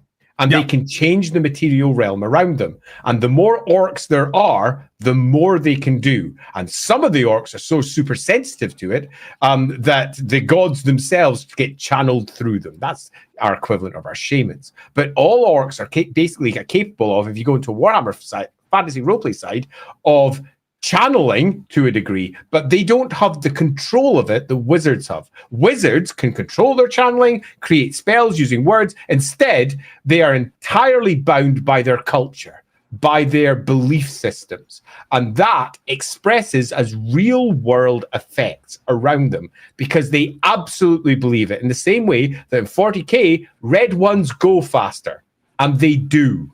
Because Orc believes it. Red, not only that, their projection technology in 40k works. Why? Because they believe it. Everything that they do works because they believe it, and it's tied up into how the Y energy works. Yeah, and what I want to say is that I personally have always felt that the Savage Orcs are sadly underutilized in the setting of that they should take this to its natural extreme. Of that, if you have a Savage Orc wall, like you have a whole tribe of Savage Orcs that's their belief is so fanatical that it kind of creeps out other orcs, and other orcs are like, oh, those guys are a little weird. But if you're going to have like, oh, there's a tribe where they paint their boars red, or they prefer red-haired boars because they're bigger and they charge faster. They covered in blood. Yeah, be awful. Or like a tribe that's like, oh yeah, no, they paint themselves with purple paint because it makes them real stealthy. Like if you had there should be a story of that having an effect where there's this horrifying group of savage orcs that are specialized in like the way, because of their Y energy, the way like the winds bend around them functionally makes them invisible, which is not that unusual in Warhammer. There's spells that can make people invisible. The idea that Drax in the corner, Drax. Yeah. That is what Savage Orcs should be. Unfortunately, they kind of get relegated to just, oh look, they're frenzied, the end. And that's because Frenzy's so fucking cool in the rules often. But it's also worth noting, Savage Orcs, they are old in the game. They're all the way back to the early editions of Warhammer, before Mork and Gork even existed as a concept. And the idea of the Savage Orcs was nothing more than a racial joke, and a bad one at that. The idea that tribesfolk in the real world were scared of technology. And the original Savage Orcs were basically people who were afraid of technology. They literally had to use fear rules whenever a war machine arrived. They were like, oh, if a war machine hits them, they've got to do leadership tests or they run off the battlefield because they're so terrified of technology. They're so terrified of civilization. And it's a bad, really bad racial stereotype for what tribesfolk might have been like out in the various hinterlands of civilization as it was understood, particularly back in the 80s. This gets updated when Mork and Gork becomes a thing, but the core of what they are never does. So yeah, there's some interesting bad history with Savage Orcs that really, really nice if it had been properly implemented with the updates. Yeah, well, and you could see it with the old world because they're not even called Savage Orcs anymore in the old world. They're called like they're not a separate unit. It's now an upgrade you take onto like regular orcs. I forget what they're called now. I don't remember if they're called Mad Orcs or Frenzied Orcs or something. Or whatever they're called, that kind of cool. Yeah, if anyone in the chat can remember, that'd be great. Yeah. Gary Gurunnison, as a Scotsman and an American, how do you like to see a Hungarian-inspired faction/group/play? Stupid, gruesome, stereotypical answers are welcome too. I don't know enough about Hungarian to know what would even be Hungarian, unfortunately. So, yeah, Gary, this is one of the great problems with Western writers as a whole. The only stereotypes that they tend to draw upon, and by Western writers, I am very much using us here, Scotsman / American, someone from the UK, someone from America. They often only draw upon the stereotypes they know, which is the peaks of European history. Things like Romans, Nazis,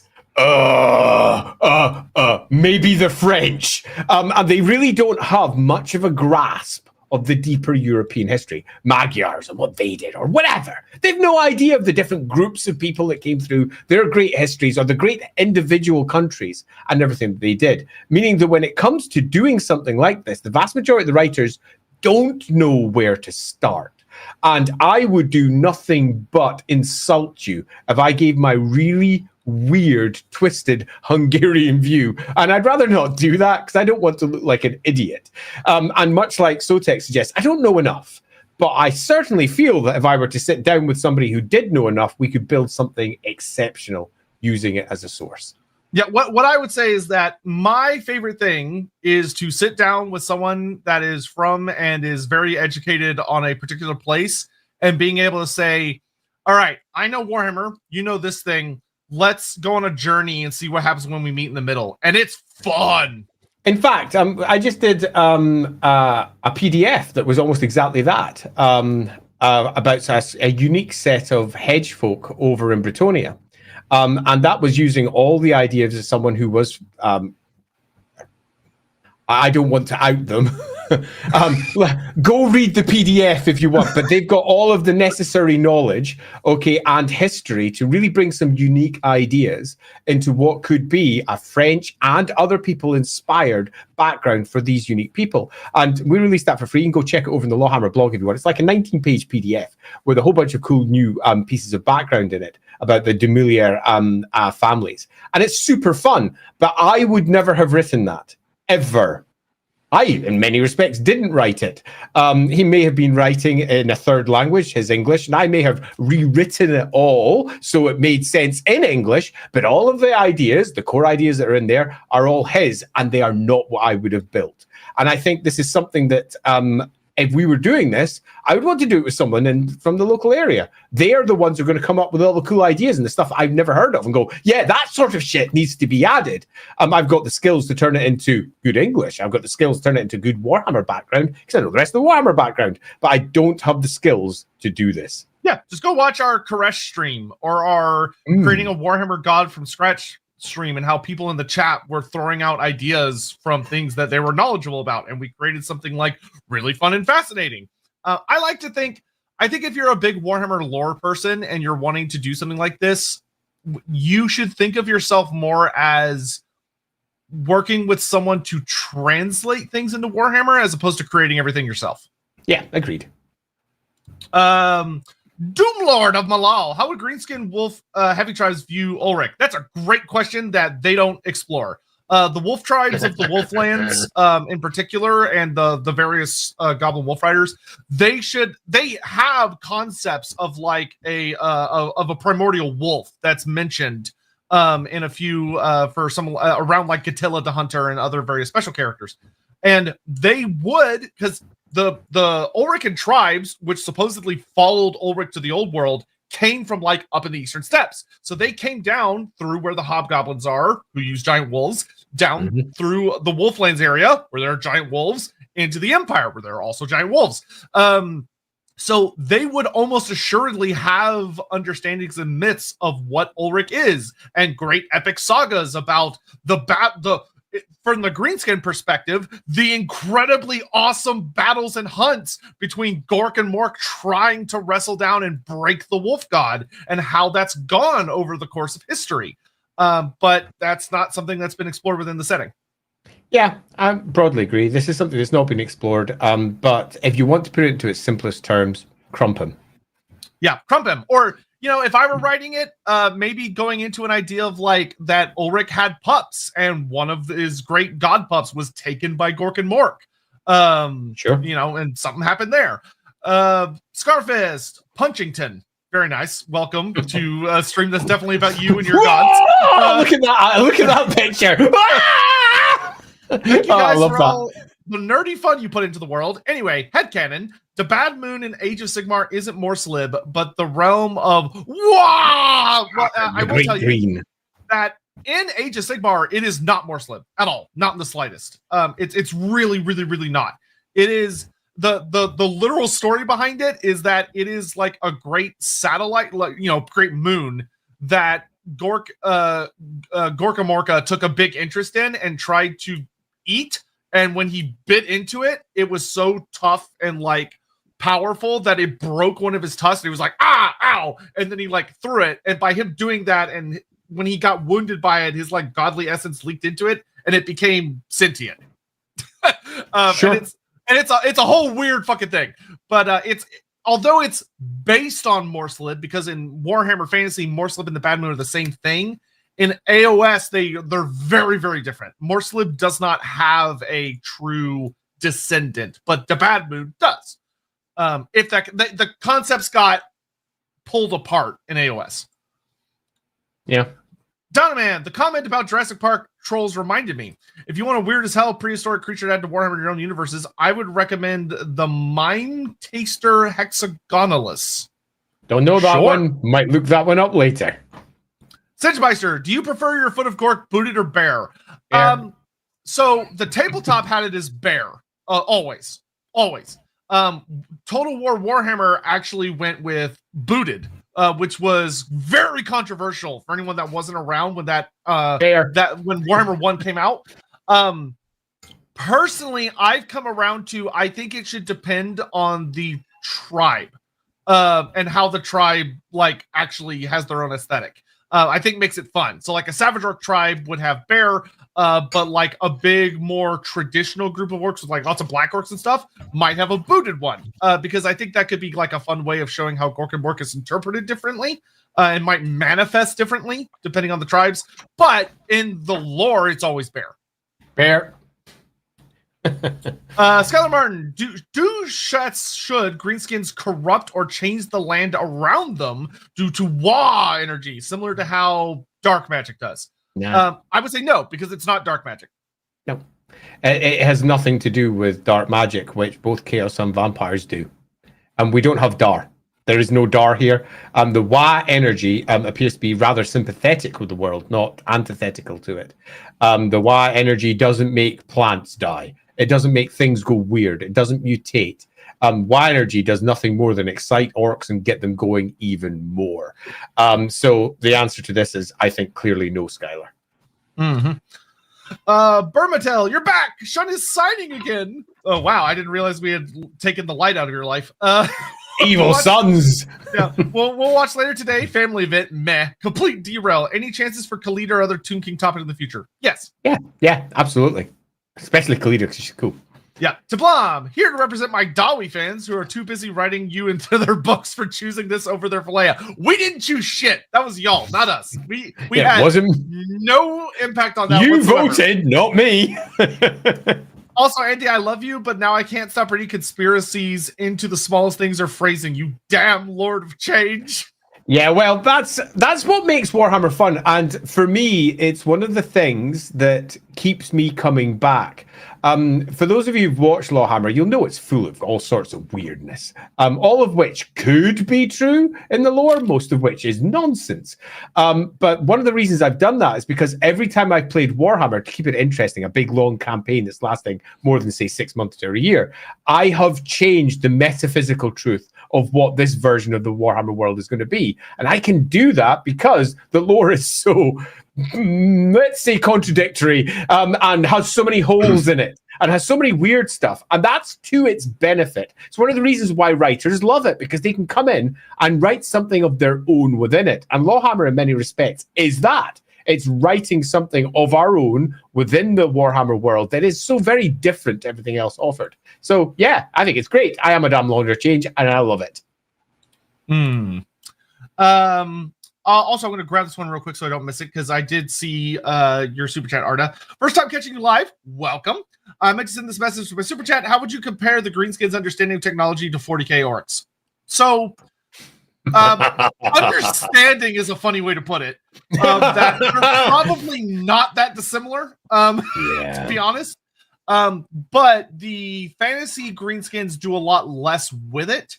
Where the most advanced tech comes from snotlings that don't actually know what they're doing. They're just following a compulsion to create bizarre pump wagons and machines. But in fantasy, we don't have mech boys, or any equivalent. They just don't exist. Which obviously, if you want and you're playing around with your version of the setting, you can change in the snap of a finger, very, very easily. It's just not something that they decided to do with the fantasy orcs. Because it's fantasy. Yeah. But which, I mean, you look over at Skaven and Chaos Dwarfs and they're like, oh, okay. But ultimately, that's just not what they do in fantasy. Yeah, so, Arda, we have an interesting piece of lore that's not ported from 40k. And there's a reason for it. The fantasy orcs and goblins are based upon the various other properties that use orcs and goblins equivalents, and get ported into Warhammer at the very early stages. And then when they create all the new versions over in 40k, as I discussed in the intro, and then ported over all the lore that's appropriate, if they brought in the mech boy, they would change what orcs and goblins are. They would turn into 40k orcs and goblins, which they don't want. They want fantasy ones. So the core of it is very obvious. They don't want this. It makes a shit version of fantasy. They're not doing that. But we do have an interesting question, a theological question, if you will, about Mork and Gork. What's going on here? If they are just 40k orcs that have arrived, what has happened in the world that has forced them to change? Why are they different? Why is there no mech boys? And the answer to this is uncertain. I think, though, that we do have a broader issue here, and it might be worth an entire stream at some point, because technology as a whole in the Warhammer world is broken. Really broken. Technology does not develop as technology should. And you can try to justify it with, oh, they have magic. But no, it's not enough. They have had black powder weapons of various types for thousands of years and have never developed a proper rifle and a proper next step from rifling up to modern weaponry. They could have done this a good couple of thousand years ago, easily, given the tech that they had. But they have not. And the big question then is left with why? And the answer is, we have a reason in Warhammer why tech doesn't advance. We just don't know what it is yet. I mean, there is a huge hole here, and I think that the answer is orcs are constrained by the same thing that everything else is. They just don't get past a certain level. And the tech that they do, they don't understand. So they don't build up through black powder to their big, huge bolters or equivalent. They just build bolters. Because that's how orcs work in 40k. They just do it. The mech boys just build shit, their projection technology and all the rest of it. But they can't. So the mech boy equivalent in Warhammer just fails. That part of their genetic strain doesn't work. Also, just want to grab this real quick. But what about squiggy flora and fauna when it comes to when we were talking about greenskin, quote unquote, corruption? It doesn't overly change it. It's not like greenskins get mass produced in a place that has a lot of Wa energy, or like the squigs change in some radical way. They don't. Everything continues at a very normal, natural progression. Yeah, they're part of the existing flora and fauna of the world, and it also doesn't grow particularly well in light. Evil sun is real, so most of it is held in the darker places where their mushrooms, their spores, swell in darkness and the appropriate material. It doesn't just spread everywhere, and suddenly there's giant mushrooms everywhere. You will get that where tons of orcs are underground over the course of multiple generations, and if you go down into any of the old orc holds, for want of a better description, the ones that they took over from the orcs, they are full of mushrooms in there. Loads of big, weird mushrooms all over the place, and squiggly things doing their squiggly thing. Squigs are everywhere. But yeah, no, it's not something that I think would be a proper corruption or taint thing like we see in Total War. Charles, given the discrepancy between Age of Sigmar and Fantasy's orc magic, could there be a headcanon about Gork and Mork crumping Gur and taking control of the wind? Yeah. That would have actually bothered to have explained it instead of what they didn't do, which was explain it. Yeah, agreed. I think, Charles, that is one great way that you could easily tackle it. And also, it's, as retcons go, not a really big leap. Yeah, no, if they like in Age of Sigmar right now, they could release like a new book and tell a story of this in its like pages about there's the great myth of Gorka Morka taking on Gur during the world that was and like beating it into submission and devouring it, and now it's now he's Gur, and I'd be like, cool, they makes sense. Great. Yeah, 100% makes sense, because there is a discrepancy between the two, and I imagine Games Workshop, being Games Workshop, often doesn't patch these things very well. They just ignore, so that discrepancy will be ignored, and then fantasy will turn into orcs use Gur.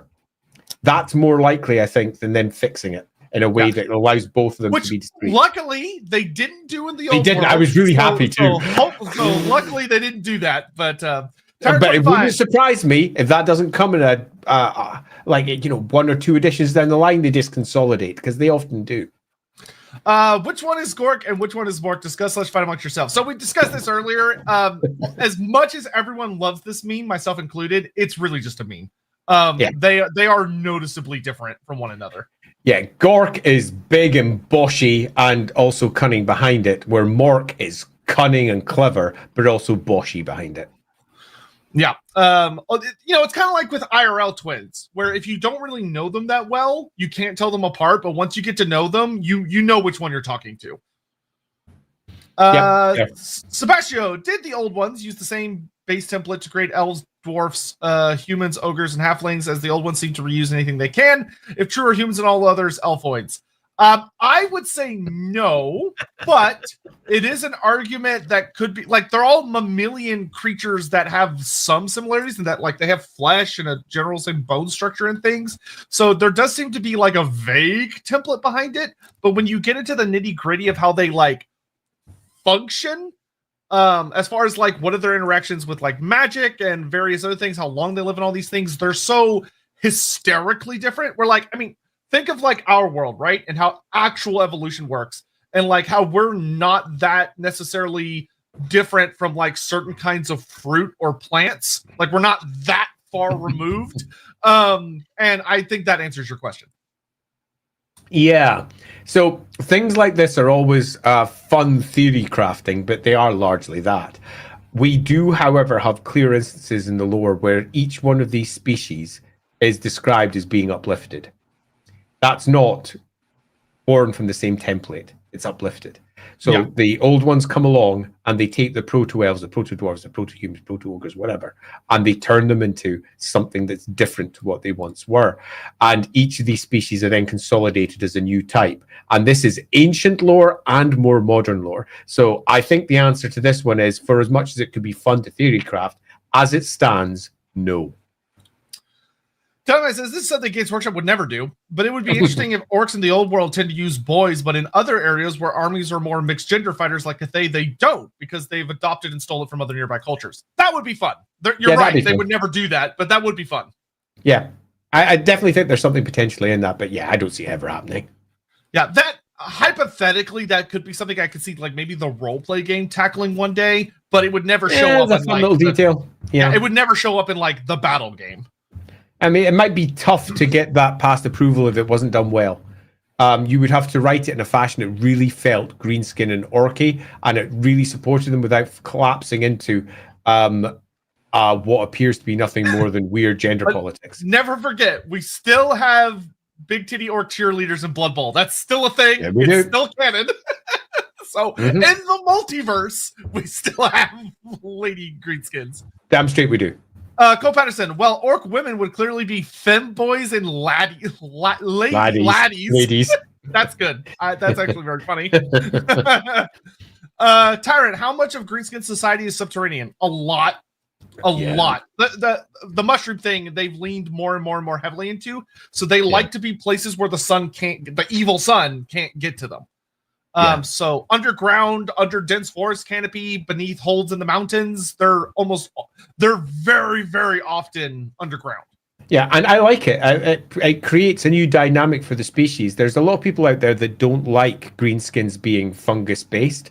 And I'm totally cool with that. Warhammer itself tends to avoid answering this question because I think many of the writers and many of the staff don't like it either because they don't like conflating 40k with Warhammer. That has become such a divergent topic these days. There's Warhammer Fantasy is its own thing. 40k is its own thing. Don't make them the same. But I think it really supports the greenskins as a different species and makes them more interesting for Warhammer, particularly when you then add all of the Warhammer world's additional details to what the greenskins have become there, because the Warhammer world is so vastly different to how 40k expresses. Let's see. We then have right here.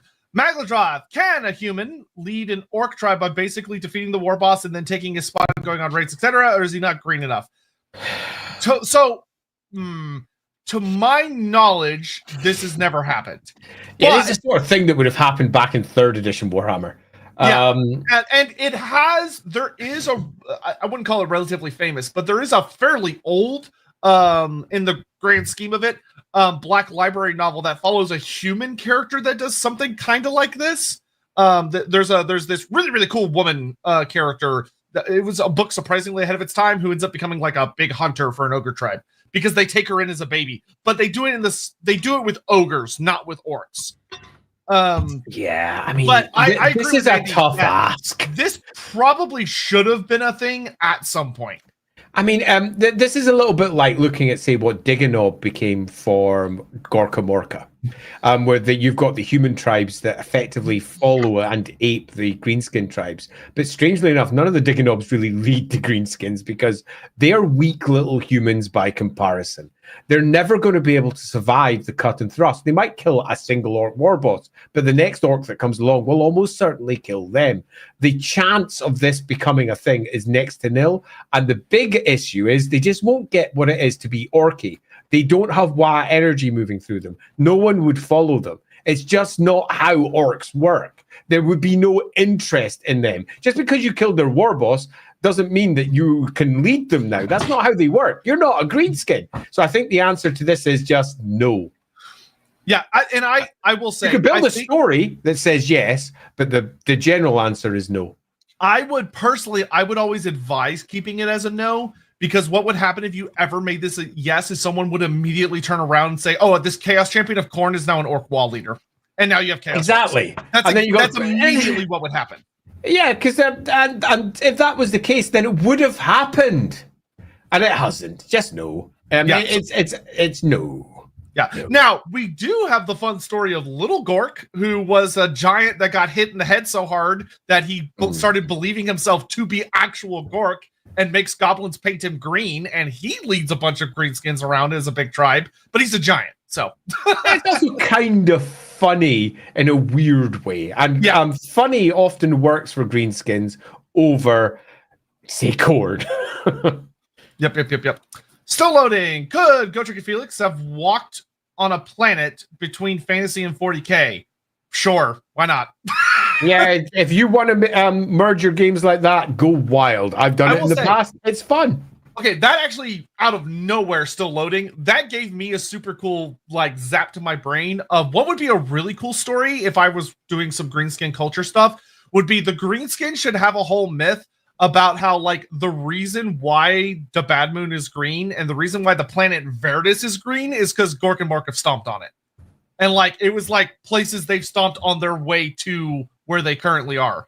That would be fun. Of like whenever they see like a green astrological thing, they're like, "Yep, that's Gork and Mork doing Gork and Mork things." I see no reason why that wouldn't be the case. That's super fun.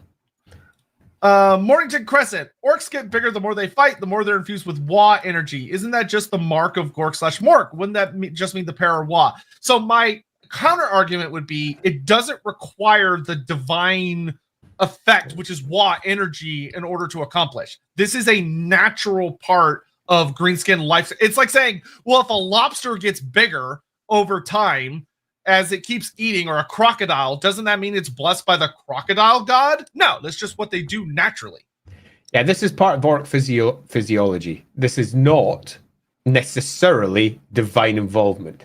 Now, is it potentially exacerbated by Wa energy? Sure, maybe. I mean, that sounds good to me. Orcs believe that the more you fight, the bigger you get. Sure, you can add that component if you want to do so. And it would make absolute sense for greenskins because their absolute belief in their culture and who they are and what they are is a core component of why they can do things that other species can't. So, yeah, I think this could be incorporated, but it absolutely isn't required. Ricky Chapman, in our Wizard Wolfrup campaign, there was a mad shaman named Braz who was trying to convert humans to Gork and Work worship to show them the proper way. Great. Sure. That's totally fine. I would have shamans are mad. Yeah, I would have fun with that. Like, they're torturing people and trying to, like, put Wa into them, and it just keeps exploding people's heads. I think that would be hilarious.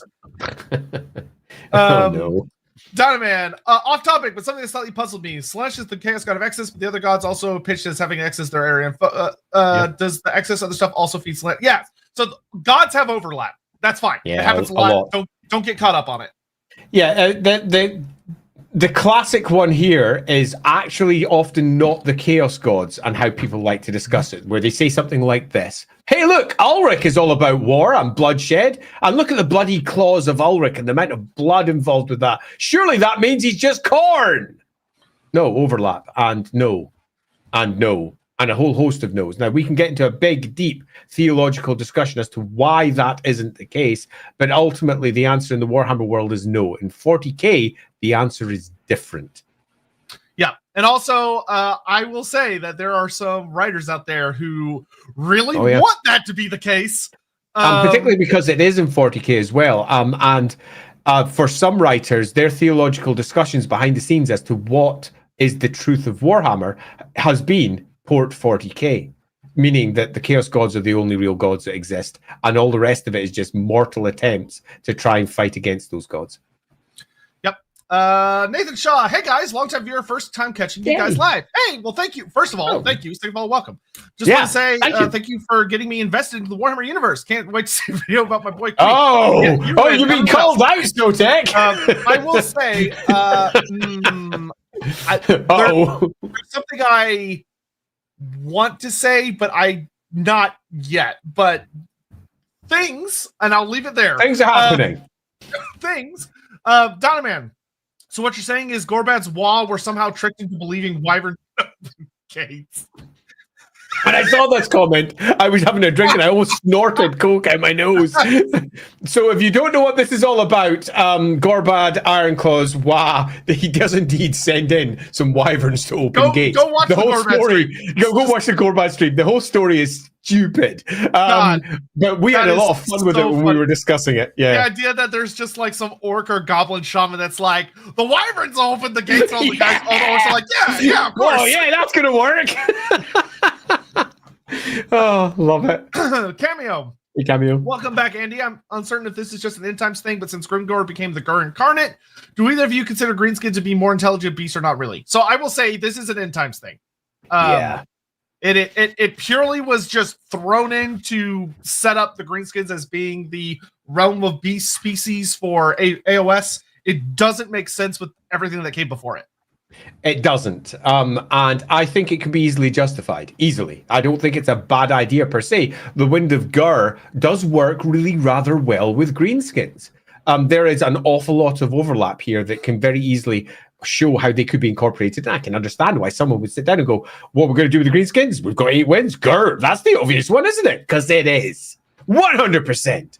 But if you look at it and how it was implemented, it doesn't make sense at all. So I do think it needs to be either redressed, reimagined, or just quietly shelved.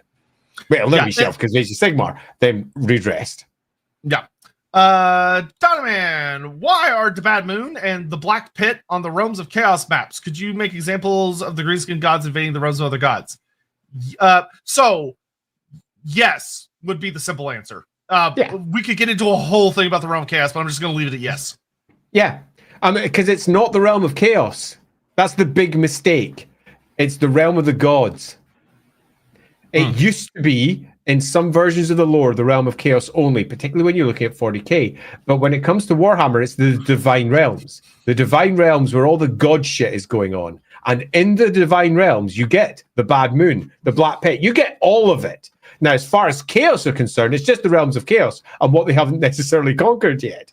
But it's not. It's much more than just that. It's the Divine Realms of we're being more accurate to what it represents for the Warhammer world. Diamond again, I think it could be cool the presence of greenskins somehow weakened the magical defenses around the Great Magical Forest, which led to Athel Loren being heavily reduced during the Cataclysm. This could be a reference to how nothing used to be able to break down dead trees, leading them to pile up and be crushed, eventually forming coal until some fungi enzymes evolved to break down lignin. There's something you can do there. Yeah, there's absolutely something you can do there. Yeah, there's something in that, Dynamite. I reckon you could turn that into a really fun crossover myth stroke story. There's definitely something in that. Yeah, that could actually, man, I'll say that could actually give, like, if someone really wanted to have, like, a reason why the old ones brought the greenskins, the idea that they, like, made Athel Loren and then they created, like, these spiritual trees that can't be broken down naturally, and they're like, oh, shit. And they end up bringing in the greenskins as, like, a natural predator to keep them under control. That could be fun. It's a stretch, but it could be fun. There's something in there. Hannibal, missed you both. Any chance of a Blood Bowl stream? You just want to see me and Andy scream at each other while dice betray us over and over and over again? I love Blood Bowl. Maybe because I'm lucky. I mean, maybe we've got so many things to cover with Warhammer still. I mean, we're always just going, oh, there's so much yet to do. And there's more being added all the time as well. So maybe this April. I'll leave it at that. Oh, April Fool. Yeah, maybe for April Fools we could do a Blood Bowl stream. Our last April Fool was quite fun. Yeah. Who's Morkier, Skarsnik or Scragrot the Loon King? Scott. Yeah. I would say that's very much down to personal taste. I think they're both excellent implementations of Morky characters. Agreed. I'll just really tough. Prince Cheddar, dumb stream idea. Ranking greenskin characters from Morkiest to Gorkiest. The extremes seem pretty obvious, but the middle one seemed fun to discuss. That could be a good stupid stream at some point. Yeah, that could be a good stupid one, Prince. I like that one. Sorry, Prince Cheddar. For the love of God, we're caught up. Did it happen? Whoa. Yes. Yeah, thankfully. So, a couple more things to discuss. So, one of the things that we could pivot into, talk about Gork and Mork, that I find really interesting is that while Gork and Mork are not super big on the ideas of, like, physical blessings, which we've talked about, one thing that the greenskins give them a lot of credit for, which I don't think is necessarily true blessings, but rather Wa energy latching onto things, is the idea of Wa energy being put into objects, which is how we get things like the armor of Gork or the banner of Mork. And because you get a lot of these. There are a lot of magic items that are the blah of Gork or the blah of Mork, and they're all over the place. And whenever you read the stories behind them, they are items that are always described as they were like basically mundane things that then a shaman basically chanted a bunch over, or it was used in some big crazy fight, and then it takes on magical properties that just stay. probably my favorite example is the armor of Gork, which the armor of Gork is literally described as when it was originally shambled together. It was just like a collection of heavy iron and metal and stuff just cobbled together. But then a greenskin wearing it got into a big fight, and by the end of it, it got charged with Gork's power that it like hardens and compresses together around the orc's form and becomes a genuine piece of magical equipment that has like very crazy magical properties. I think what we have here, and I think is worth discussing, is a clear example of Warhammer having a different angle to 40k. In 40k, we've got our mech boys, and our mech boys cobble together bullshit items that work. And they do it very, very successfully.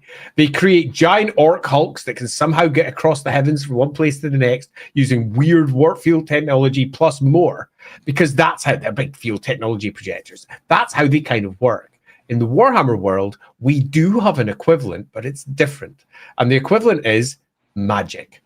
And the magic that they incorporate into their stuff, whether it is their weird boys equivalent, doing their big potions and crazy over their cauldrons, or alternatively, the artifacts that are created, appears to be a very real thing. And rather than the books laying out clean examples of why it works, they just say it does. And I think that what this needs is just an orc and goblin book for, say, the roleplay game, for example, where there's a clear career of an artificer of magic shit. Their equivalent of their mech boys. It's their mag boys, magic boys, or whatever.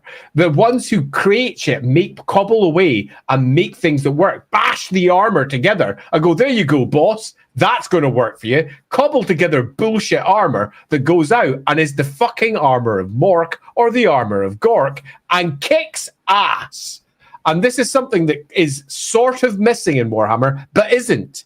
Because it's repeatedly mentioned in almost every single army list that there is this artifact that just sort of got made and just sort of works. As is often the case with the orcs and goblins as a whole, they make shit that works. Pump wagons are bullshit. They shouldn't work. They do. They make shit that works. And that includes magic items. And there's an obvious answer here, and that is there is some form of I make magic shit guy. Now, if we're to use the existing lore, the answer for that is probably the shamans. The shamans are doing this too. They are utilizing and channeling the gods into these artifacts, if you wish to take it from that angle. Or alternatively, they're the ones that are just bashing the shit together and going, this works. But there is a hole in orc lore at the moment, and that is that they build entire camps, fortresses. They have got artificers in their society. Definitely do. We have got ourselves empire building orcs, which we've discussed in previous streams as well, which means that we have a variety of orcs that work on shit. And that is ultimately what's missing here. Who is the one that makes them and believes it works? Because they do work. And what is the equivalent of their mech boy? And I do believe they have one. It's just never been written. Now, you could combine it with Shaman, and if Games Workshop were to do it today, they probably would, because that's just the easy route, and it means that they don't need to add a new character type from nowhere. But if we were doing the roleplay side, I think there would definitely be a relatively long conversation around how we could build fun, interesting, extra orc careers that are unique for them, that fill up the holes in the lore and explain how certain things come about. Yeah, I actually hard agree with that. I think the shamans kind of get overly pigeonholed as just like I do everything, lad. But like so many of these are things that have been genuinely carved or smithed or forged, and they go through like complicated blessing processes, which would obviously like, oh, you know, there are shamans involved to help. I like the idea of like shamans being involved to like help draw in more and more Wa energy that the smith requires. Do they need it? I mean, do they need the shaman to do that? In the same way that mech boys don't need a weird boy to do the shit that they do. I wouldn't say need to, but except for like the occasional like super item. But I'm not even sure it needs a shaman. I think that orcs, by their very nature, are already super let's call them magical in terms of what they do. They don't need a shaman, for example, to daub their bodies with tattoos and suddenly be effectively immune to certain blows when they're savage orcs. That's not done by shamans, that's done by the savage orcs. And almost certainly a tattooist amongst the savage orcs, their equivalent of their mech boy, the one who's making the shit that's somehow different. And I think that it doesn't need a shaman per se. We could make it a shaman, but I think it would, in many respects, just weaken orc lore. What we want to do is widen, broaden, add depth to their culture, not make everything just be answered by a single source. Yeah, I guess the thing would be, the fun thing would be how it expresses different in each of the different subcultures. Where like the Savage Orc version would be very different than like the Night Goblin version. Yeah, like a tattooist and doing all their tattooy things. The Night Goblin one, I'm building squig pens and doing crazy quick squig stuff or whatever. There's all sorts of different ways that it could be tackled. But as the lore currently stands, it kinda isn't. Yeah, because when you mention it, I could think of like when I think of the Savage Orcs, the whole thing of the Guardian statues along the southern border that genuinely contain the land of the dead. Yeah, like, 100%. Like an orc literally sitting there chiseling away at these big boulders, making them into Gork and Mork effigies. Yeah, I would really, I think there is an obvious and open hole in the orc lore just now, and that hole is their mech boy. The Warhammer mech boy. And the answer could just be do it with a shaman, but I personally think that is now a weak, boring choice. And also makes the orcs less interesting because there's fewer types of orcs. It just turns them into this big monolith of green with very little character, where we start building out lots of different types of orcs, all doing their own things in the Warhammer world. It just makes it a bit more interesting. Yeah, the thing I would really like about that is it would allow the Black Orcs to finally have a character other than War Boss. Because Black Orcs, they don't have shamans. They're not capable of becoming shamans as far as think of a Black Orc armor. Yeah, so like a Black Orc, their that would be so, because it would also allow them to have such a fascinating like what they ripped out of Chaos Dwarf culture to make into themselves, but instead of infusing things with demons, they infuse things with Wa energy. And they're hammering out their really impressive weapons that they're given to the Black Orc war bosses. Big weapons, big chunks of armor. It's fucking ace. Yeah, and then oh my god, I can see that being so cool. Of like the various smithing styles are how those cultures interpret like how Gork and Mork want to be put into an item. Like it's a very physical process, but it changes. Of like oh, that's super fun. That's super fun. And it's those sort of ideas that that I'm often afraid Games Workshop won't do anymore, because the role-playing game often, instead of creating new ideas, just apes the material that's there and tries to add a little bit of extra flesh to it, but often doesn't do something new and interesting and exciting. And the old world game at the moment is just reproducing that came before with slightly different lore write-ups. But they're not adding anything new. Take 8th edition, for example, constantly adding with every single army list, not just new lore, but new unit types, new versions. And that's something we're not really seeing with the old world just now. It's almost like they're afraid to be creative anymore. So I'm super, it's almost like Age of Sigmar gets creation and the old world doesn't. Man, I'll tell you what, I know that's how the 40K community feels, is that AOS gets to be the fun, coming up with new ideas setting, and they're just regurgitating Space Marine just endlessly. And that's a bit unfortunate for Warhammer. And I think that particularly down over on the orc side, there's lots of holes in the lore that make no sense, and they could be very easily filled with some fun, creative thinking that also supports the greenskins in the Warhammer world being unique.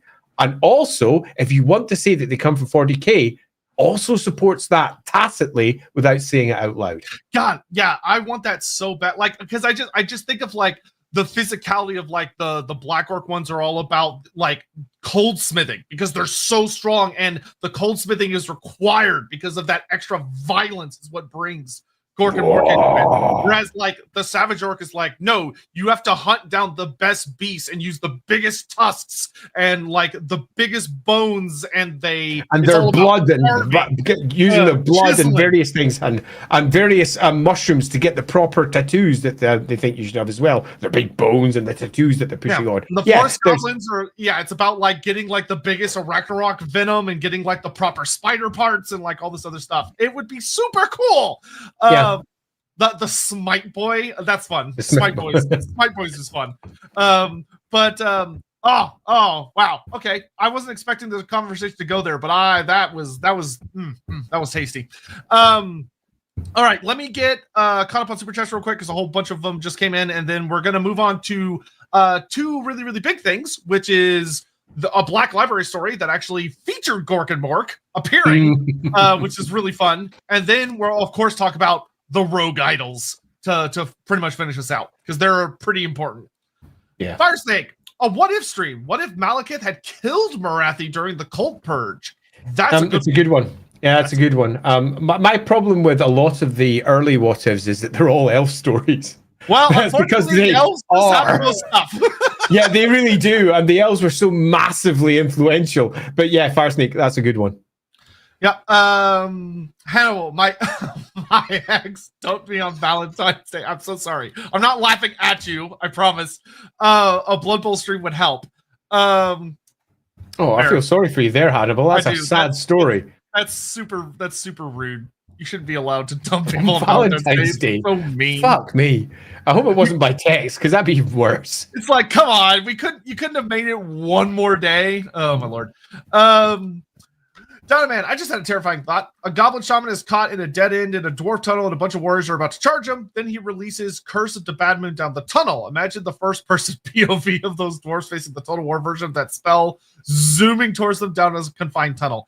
Yeah, well, I mean, that's something a clever goblin would do, is get you caught in a trap that there's no escape from, because that would be proper Morky now, wouldn't it? That is very Morky. But if we're going by rather than just the very easy Total War summoning option, you probably need a whole bunch of greenskins getting all fired up to get the right amount of Y energy to get that into place. So that being the case, it would be much more withdrawing down into an area where there's a lot of greenskins and then it just flooding back out again. It'd be awful. Yeah, just a big ambush. Catching up. So this may have been answered. Do greenskins have any afterlife or undead? We do go quite in depth back on the afterlife stream, which if you haven't, you can go check that out. That was a really good Wednesday stream. We did a little bit, but yes, they have the Great Green, which is literally a green tinted paradise where all of the orcs and goblins believe that they will go to, and it's basically Valhalla, but without like the drinking and feasting part. It's just a fight that never ends.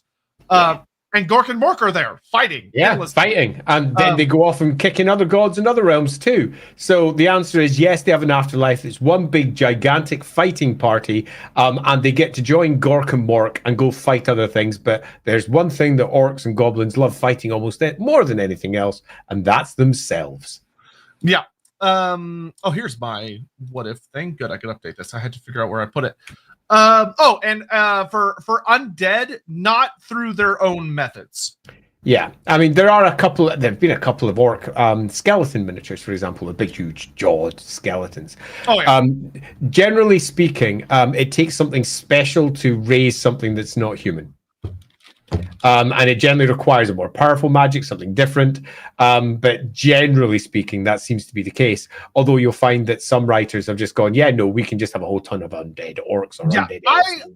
A spell type that I was actually kind of surprised they never ran with greenskins, that I don't think that would be that big of a stretch, would be if there was like a lot of Wa energy and stuff, having a shaman like conjuring an image of like a really famous greenskin that's just like this coming in from the green Wa energy that just starts attacking people. I think that would not be that big of a stretch, but it's something that's not been.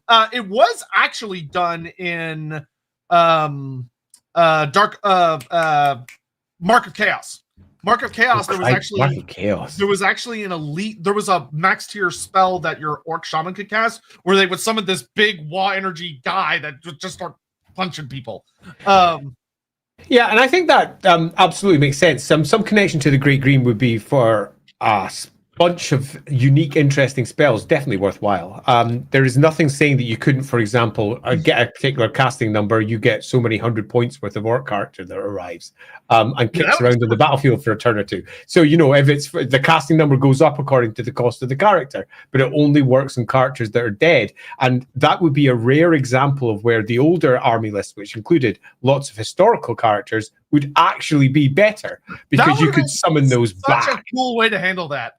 Your 8th edition army is led by Gorbad because there was enough Wa energy that Gorbad just is back. He meant from the Great Green. He's like, that would have been an end time story. Yeah. When the world is breaking down, Ranadandra has come. The gods are walking the earth, and all the old orc warlords from the greatest Was are walking the Warhammer world again. Now we've got ourselves a bit of an end time story that's building up. That is also a proper validation of the previous editions of Warhammer, everything it offered, and it's something that all the orc players could go, oh, my favorite orcs in here. Yeah! That would actually make Ragnarok a proper parody, too. Ragnarok! It's Ragnarok. All the greatest orcs and goblins are returning. And it makes sense within their existing lore because Mork and Gork themselves gather all the greatest orc warlords to their side to basically take the fight to the other gods in the divine realms. Yep. Donovan, interesting thought. What if the orc mech boy equivalent was actually more like a necrotech that could be specialized in making magical constructs like rogue idols and expand that to having some other similar units? I mean, that would just go part of the course. We'll talk about the rogue idols, but if you want to get like super funny, a lot of the they're created by the exact same method that magic items are for greenskins. But we'll get into those in just a moment. Gary Garana said, thank you for all the support today, by the way. I've seen your name a good number of times. The AOS discussion in the new lore, Grugni and co. tried to give Gur to Hashit as his domain. He became mad and decided to stomp it into the ground. When came Gorka Morka? Great question. I don't know until the new book comes out. Yep. Because there's definitely something going on there.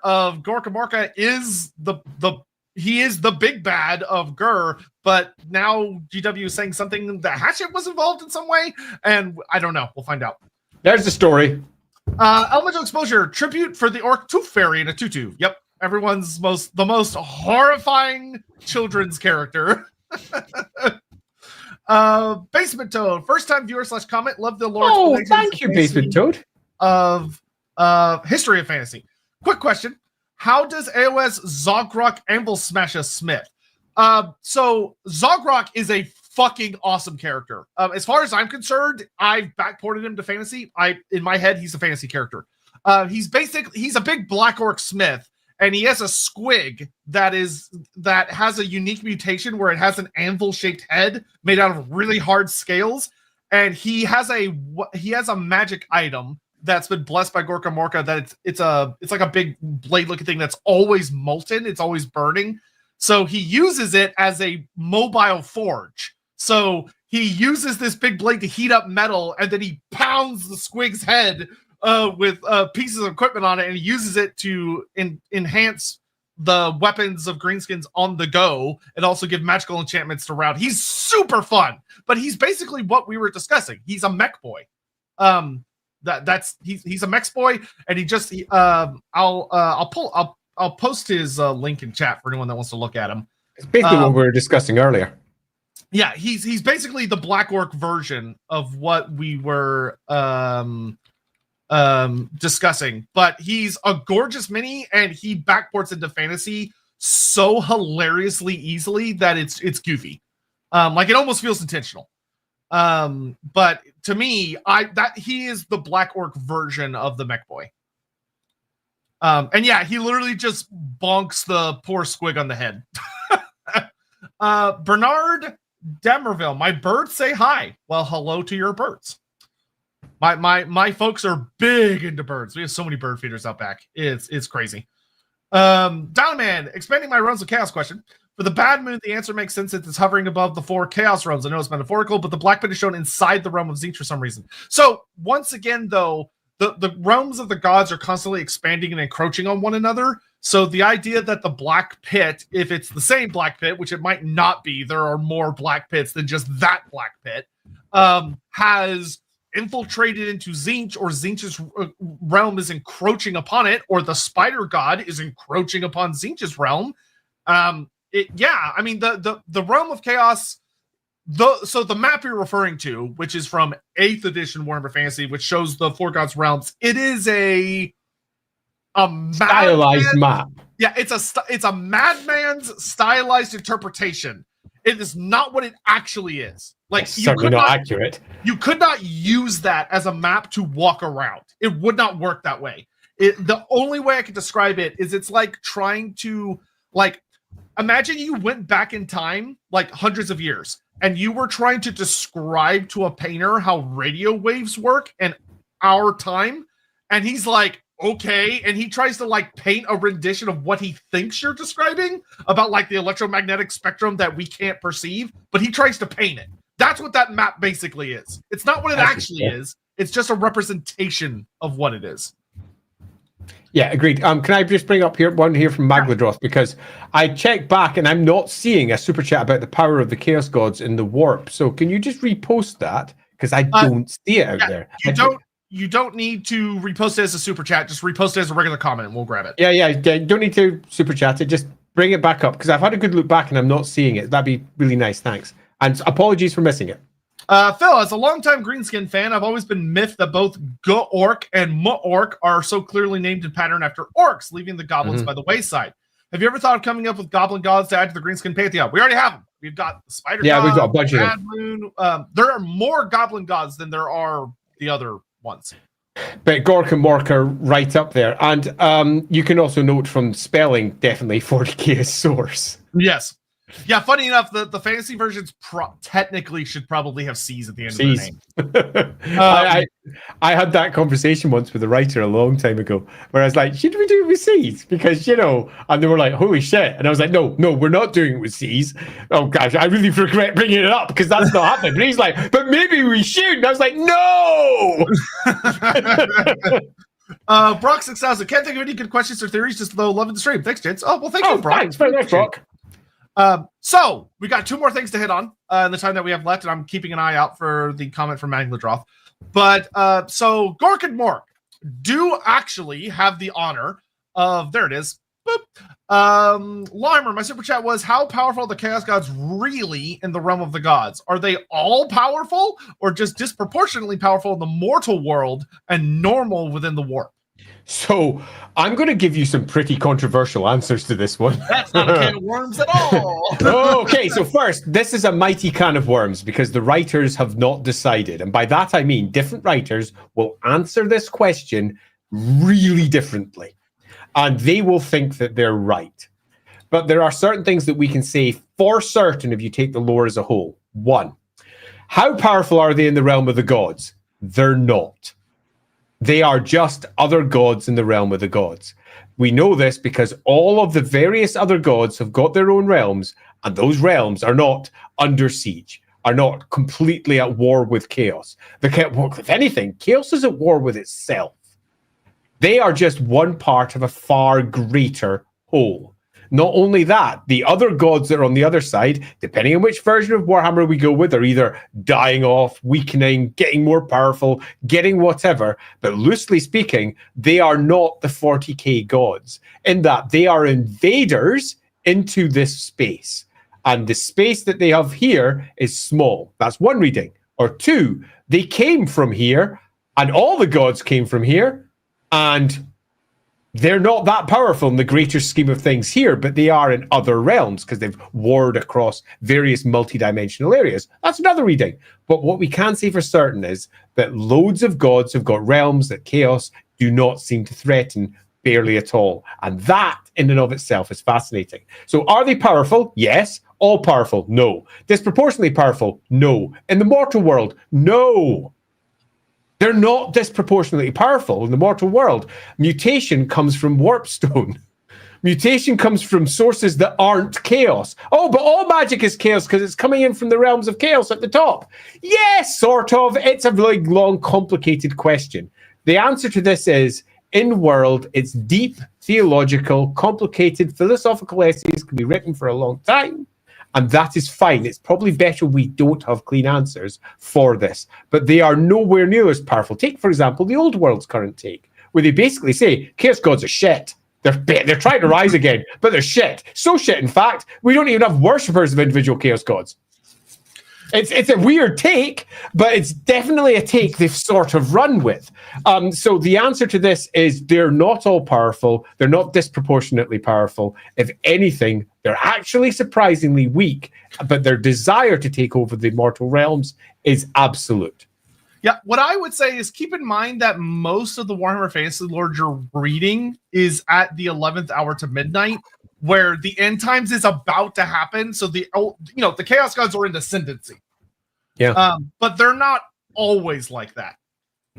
Yeah, and it seems to almost be a mechanical effect rather than the Chaos Gods themselves, in that their influence upon the world is in ascendancy, because their plan, which is to destroy it, is in a position where it can, because the Chaos Gates are close to exploding, going bad, and north and south, particularly in the north, which appears to be the worst one. And magic floods the world as the big gate opens wider, and it gives them an opportunity to finally try and break into the world and destroy it. Yeah, that's not the Chaos Gods are super powerful. It's just that they're in a position where they can effectively destroy the world, but it comes relatively rarely. Yeah. Do not be shocked at all in the slightest if you come across like White Dwarf articles or writers from GW that'll be like, nope, they're like Big G God compared to all the other gods. Yeah, absolutely. But the reality of the setting is constantly contradicting that view. But do be aware, I think it is definitely worth reinforcing that point, that we missed another one. Holy heck! If we did, like we skipped it, the Smite Boy one, because we had already talked about it earlier. So I don't know if that's the one you're talking about, or if you're talking about a different one. Yeah, because we definitely talked about that one. Holy heck. I'm not sure what happened there. But what was I going to say? Yes, there are some writers who think that Chaos is absolutely dominant, particularly those who also write for 40k. Because in 40k, they really kind of are. But in Warhammer, they're not. And they are constantly having this great power position that they have undermined by other gods, other stories, other tales, as each army list or each novel comes out detailing these other things. And you're left with, well, there's an entire realm of dead elves over there, and there's an entire realm of orcs, and they're not at war with Chaos. Apparently, Chaos is mostly at war with itself in the realm of Chaos section. Basically, the divine realms are infinite, enormous, and filled with gods. And Chaos Gods are just one part of that. But they have an absolutely unique view that most of the other gods don't. And that's that they want to destroy the mortal realms. Super, thanks for the stream, guys. Well, thank you for being here. Thank you. In return. All right. So, to go through the last two things really fast. So, Gork and Mork do actually make a fun appearance. They're one of the few gods in Warhammer Fantasy that in a Black Library book just full-on show up. Granted, once again, this is in the Scarstick novel. Yeah, and to heavily reiterate, this novel does a brilliant job because, once again, this is a third-hand source retelling this story, where Scarstick claims that when his Prada was being made, that he got knocked into a trance, and in his trance, he saw Gork and Mork punching each other and then pausing briefly to focus on him and be like, "Oi, you need to go do big things, and your name's Scarsnick." Like, they name him Scarsnick, which, granted, does seem very much like it could be one of those things Scarsnick is absolutely bullshitting to give himself a lot of bad moon. He's high at mushrooms all the time anyway. Yeah.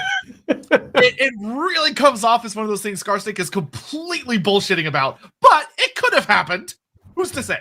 But because there are greenskin characters that do genuinely believe they hear Gork and Mork talking to them. We get a lot of quotes from good old Wurzag, where Wurzag hears Gork and Mork constantly talking to him and telling him where to go, because he goes around to help all these other different tribes. So what Scarsnick says isn't impossible by any stretch of the imagination. It's not as weird as like if someone just like, yeah, definitely not really zogged out on Madcap at one time. But But in the showing, they are pretty much what they're always classically described as, where they're basically two big naked orcs that look identical, but greenskins can tell them apart, and they're just punching the shit out of each other. And it's a hoot. It's a holler. It's great. Because one of the things I find interesting about Gork and Mork is that for greenskins, the separation between the rage of battle and joy is non-existent. Like they have an anger and a happiness that are so deeply interwoven. Yeah, which is not something Korn understands at all. Which is fun. But the biggest manifestations that we have in Warhammer Fantasy, as far as like Gork and Mork flexing their absolute might, are what are called the Idols of Gork, or possibly Mork.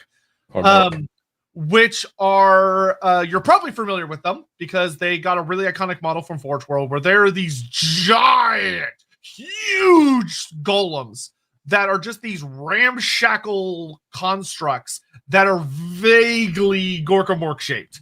They usually have like a big goofy face.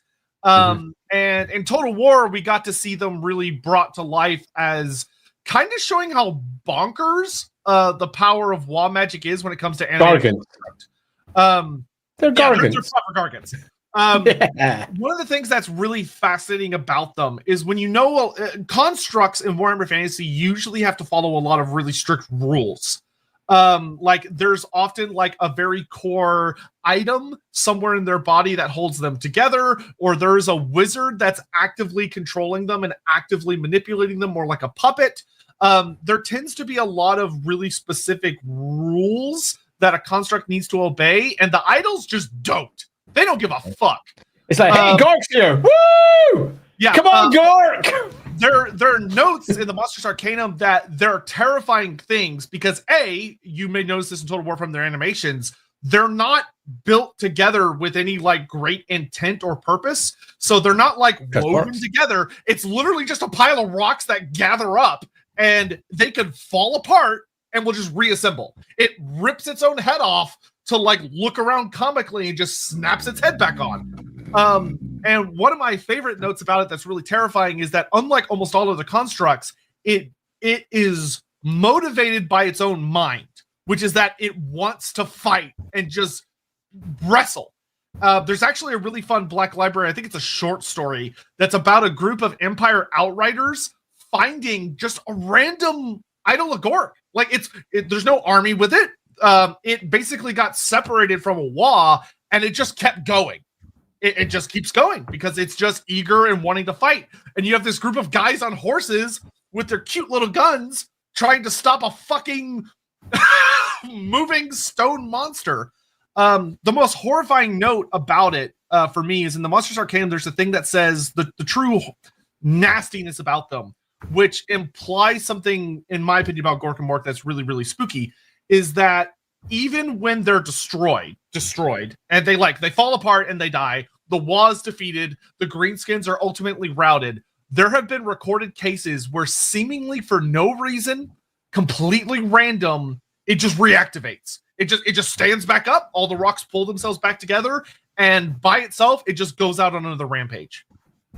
And that there doesn't seem to be a genuine, true way to kill them other than you just hope they basically kind of stay bored. Yeah, I quite like the idea here of effectively reinforcing what we were discussing earlier, which is fabricators. The idea that the orcs can pull some shit together and they believe it will work. And in this unique instance, they pile up all this shit together and they believe Mork will manifest through it. And he does. And you can even then justify how they could reassemble later. And that would be when locally more greenskins are coming back and there's a tribe over there and another tribe over there in the forest and the WAG energy is building. And slowly but surely those rocks begin to shake as the old WA energy just taps into what's there and it begins to reassemble. It's almost like the presages of a new WA coming. You can almost see it as a symbol, a foresight of what's to come because Gork has come back. And that's super cool. And it really reinforces everything that the orcs are. How much we as outside readers and looking at everything they do, say they believe it will happen. And thus we go, well, that means whenever they believe anything, it comes true. But we forget that orcs are almost pre-programmed in terms of their character. They don't just believe new shit. It's not like they can just go, well, today I believe yellow is great, so thus all yellow things are going to be great. That's not really how they work. They instead work on a far deeper level where they believe what is going to work because it does. It's a far more cultural thing than it is just simply their top minds believing an individual thing. And we could easily here, again, justify our fabricator type, our orc who makes shit, our smith on the black orc side, the one who builds the things and everybody knows it's going to come, and then in comes Mork, in comes Gork. And I think you can make some super cool different versions for both Mork or Gork manifesting, and they are ultimately the fantasy equivalent of the Warhammer 40k Gargant. The tech, and that's why a fabricator makes sense for it, because we are building using mech boys, or alternatively our fabricator boys, whatever the heck you call them, and in it comes this gigantic horrific entity that is ultimately not ever going to stop even when it's destroyed, because when the next WA comes along, it can come back. Yeah, which does add up, because like we know that when a WA is building, greenskins from like hundreds of miles away can sense it, like, and they're drawn towards it, which, like, one of the things that's really interesting about Gork and Mork's power and reach within the world is that whether it's being carried on the winds of magic or just has its own unique thing, the reverberations of Gork and Mork's presence within the world is fucking colossal. Yeah. It's weird how well it resonates across the world. It's almost like it's like a superconductor. Which is very unique, because like there's no other force that works like that. Like, you know, if there's like a particularly powerful spell, a wizard from a ways away can sense it, but like to the level that greenskins do is weird. Yeah, it's almost like the mycelium network, which we've discussed before as a potential route. And that mycelium network, that network of fungus, taps through the world and also seems to carry WA energy. It would be very easy for a writer to say, oh, it's just Gur, isn't it? But it isn't. Gur, if that was the case, all of our shamans, our big Gur users, would suddenly become super powerful. They would suddenly become mightily powerful as all the Gur is flooding through the land, but it isn't, because it's WA energy. Well, and WA energy is its own unique thing. Yeah, and WA energy would affect animals, which it doesn't. Yeah, absolutely doesn't. So the WA energy gathers and then moves towards a head to the individual who's at the front of the WA, as I just hit my metal straw, who's at the front of the WA. And then all of the various things that the orcs know is going to happen, because that's what it is to be orky, starts happening. Their artifacts become magical. Their armor becomes magical. The great, huge, mighty idols to Orc and Gork begin to shift. WAs are terrifying, and they're terrifying because ultimately at heart WA energy is Mork and Gork, and Mork and Gork's manifestation in the world is nothing more than the great connection that all the orcs have. It's cool. I love it. I love the orcs and goblins. I think they've really been developed into something relatively unique for Warhammer, that are quite beyond simply what their 40k origins suggest. Yeah, and to go a little further with the uniqueness is that another thing when it comes to like building a construct or something like an Idol of Gork is that you might think that, oh, they're all stone because maybe that's magically resonant, and no, idols can be made out of almost anything. Stone, bone. There are literal shit ones. Yeah, there are literal giant piles of orc dung. Yeah, that come to life and start killing people, which is horrifying on so many levels. Like, of all the ways I wanted to die, being crushed or drowned in a living orc shit golem is not on my list. No, it's not cool. But I think it also speaks to the fact that our classic use of the winds of magic sort of half falls apart when we're discussing orcs. And I think if I was going to take anything away from this one, it would be that if you're a writer out there and you happen to pass by this one, try not to make WAG magic the winds of magic, because it isn't. It's just so very different.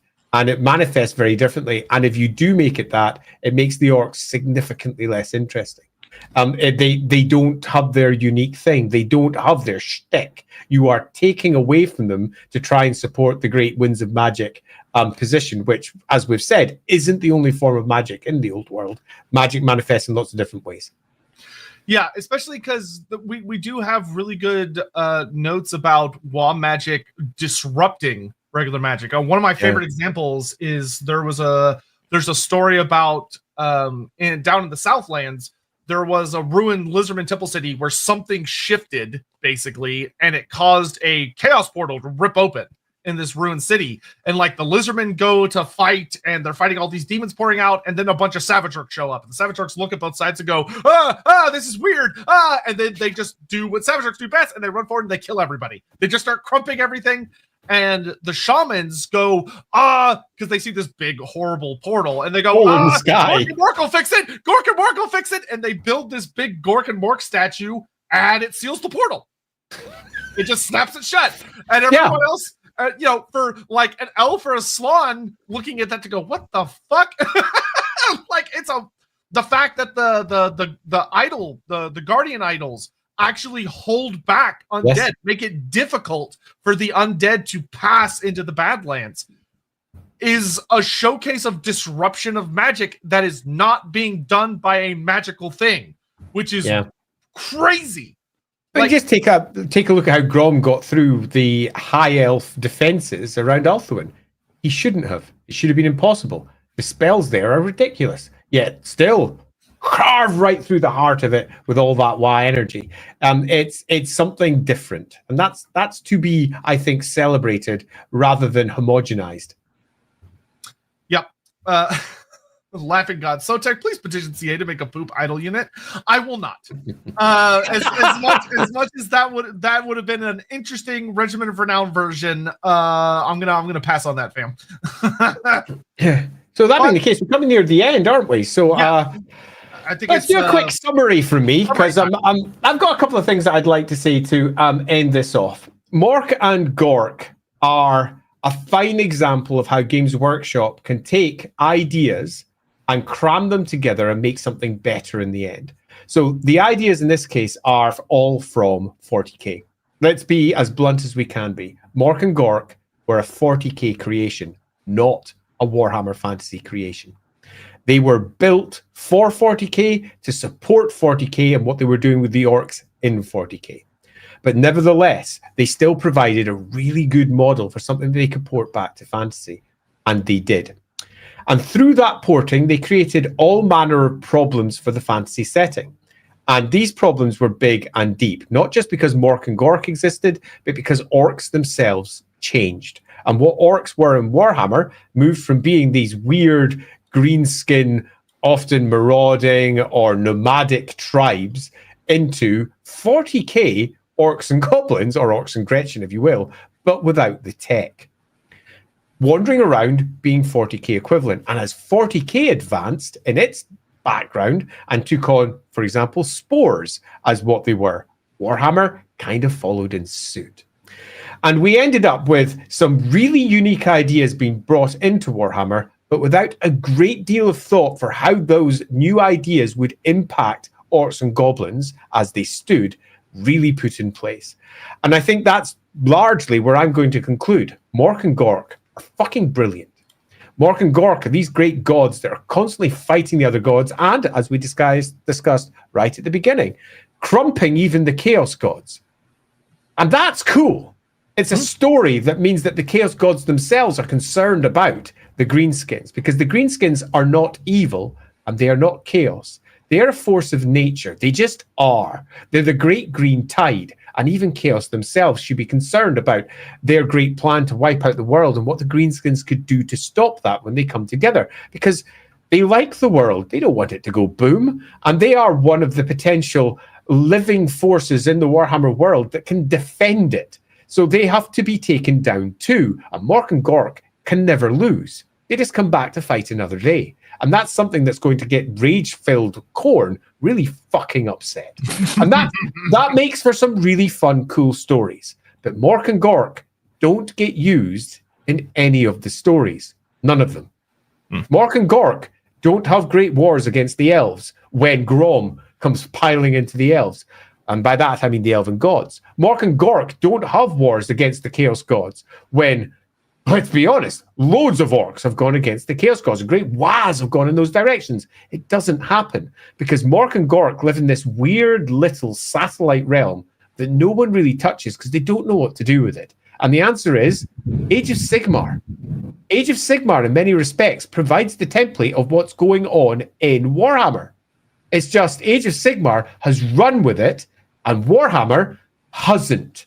And there is a creative, almost pool of nothing, a dark pit that everything has fallen into on the Warhammer side, where they're so tied to the original version of the orcs. They're so tied to this idea of female orcs and male orcs, or they're so tied to the idea of the great orc tribes moving around, and they're afraid of the 40K-ization of orcs that they just do nothing with them. They just replicate the same story again and again and again. Wah! Weird boy, orc. Wah! Weird boy, orc. Without adding any extra stories. Without going, what the fuck does Mork and Gork mean for the Warhammer world? They don't care. Because that's not necessary for the army list. But it's really important for the roleplay game. And should have been really important for the end times and its conclusion. So my great conclusion, if you will, is that Mork and Gork have been stiffed. They have been poorly written, poorly used, poorly deployed, and it's not until Age of Sigmar that they begin to have their own stories actually be brought to the table. And I think that when we look at Warhammer as a whole, we have to sometimes go, yeah, Age of Sigmar is the sequel, and Age of Sigmar isn't just the sequel in terms of it's what's coming next, and thus that's all the new stories we can look forward to. It's also, oh, this is what they are. Oh, we need to backport that. Because that's what they are. So Age of Sigmar has taught us that the Greenskins have been absolutely and completely misused when it comes to their divinities. Gork and Mork fucking rock. They're great gods. What the orcs and goblins are astonishing for Warhammer because they are almost unique creations in fantasy now. They are completely different to any other sort of orc and goblin out there. For all they might look the same, for all lots of people have copied Games Workshop and just applied their version of their big-nosed goblins or their orcs. Look at World of Warcraft, for example. The Games Workshop version of them now are super cool. But they're almost afraid of them because of the deep 40K connections they have. And it took breaking away from Warhammer for this to eventually become a proper use of their gods. And if you're out there thinking of how to use them for your games, I suggest, actually, very rarely for me, go to Age of Sigmar, have a good dig around, see what they've done, and go, what can I do to make my Mork and Gork work really well for Warhammer? Yeah, I mean, I just want to add just three things off the top of my head, very briefly about Gork and Mork or Gorka Morka from fantasy that would work really well in fantasy from AOS. Like the idea that AOS has where there are different ages where sometimes Gork and Mork get so into a punch up that they end up like melding into one entity that is Gorka Morka that attacks outwardly. And then it starts getting into a fight and rips itself in half, and it's Gork and Mork again. They're punching one another again.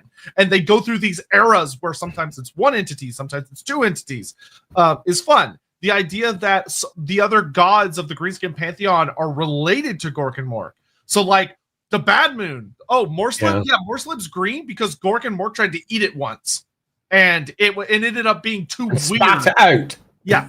It ended up being too weird, and they didn't like it. It tastes bad, so they spit it out. But that's why it's green, and that's why. If you really want to tie into Warhammer's myths, okay, the reason Morslib exists is because Gorka Morka, when they arrived, spat it out from the Chaos Gate. Yeah. Okay, you can easily tie it into the existing myths of the Cataclysm. You know, the idea that because in Age of Sigmar, like the Spider God who's still around, we have an origin for the Spider God in AOS, which is that it was this horrifying giant monster spider that managed to creep up on Gork and Mork, and it bit into their feet and drank their divine blood, which caused it to swell, and it became this horrifying divine monster because it's infused with the blood of Gork and Mork. And like they have all these myths of gods being created incidentally because Gork and Mork are so destructive that they just create natural disasters in the form of new gods in their wake, which is fun. Perfect. It's great. Effortlessly. Yeah, I agreed completely. So we have ourselves a rare situation where I'm going to say, yeah, we don't diss Age of Sigmar here. Let's be clear. We always say Age of Sigmar was created from a lot of what we feel are very bad decisions for the end times. And Age of Sigmar has become its own unique thing, which is awesome.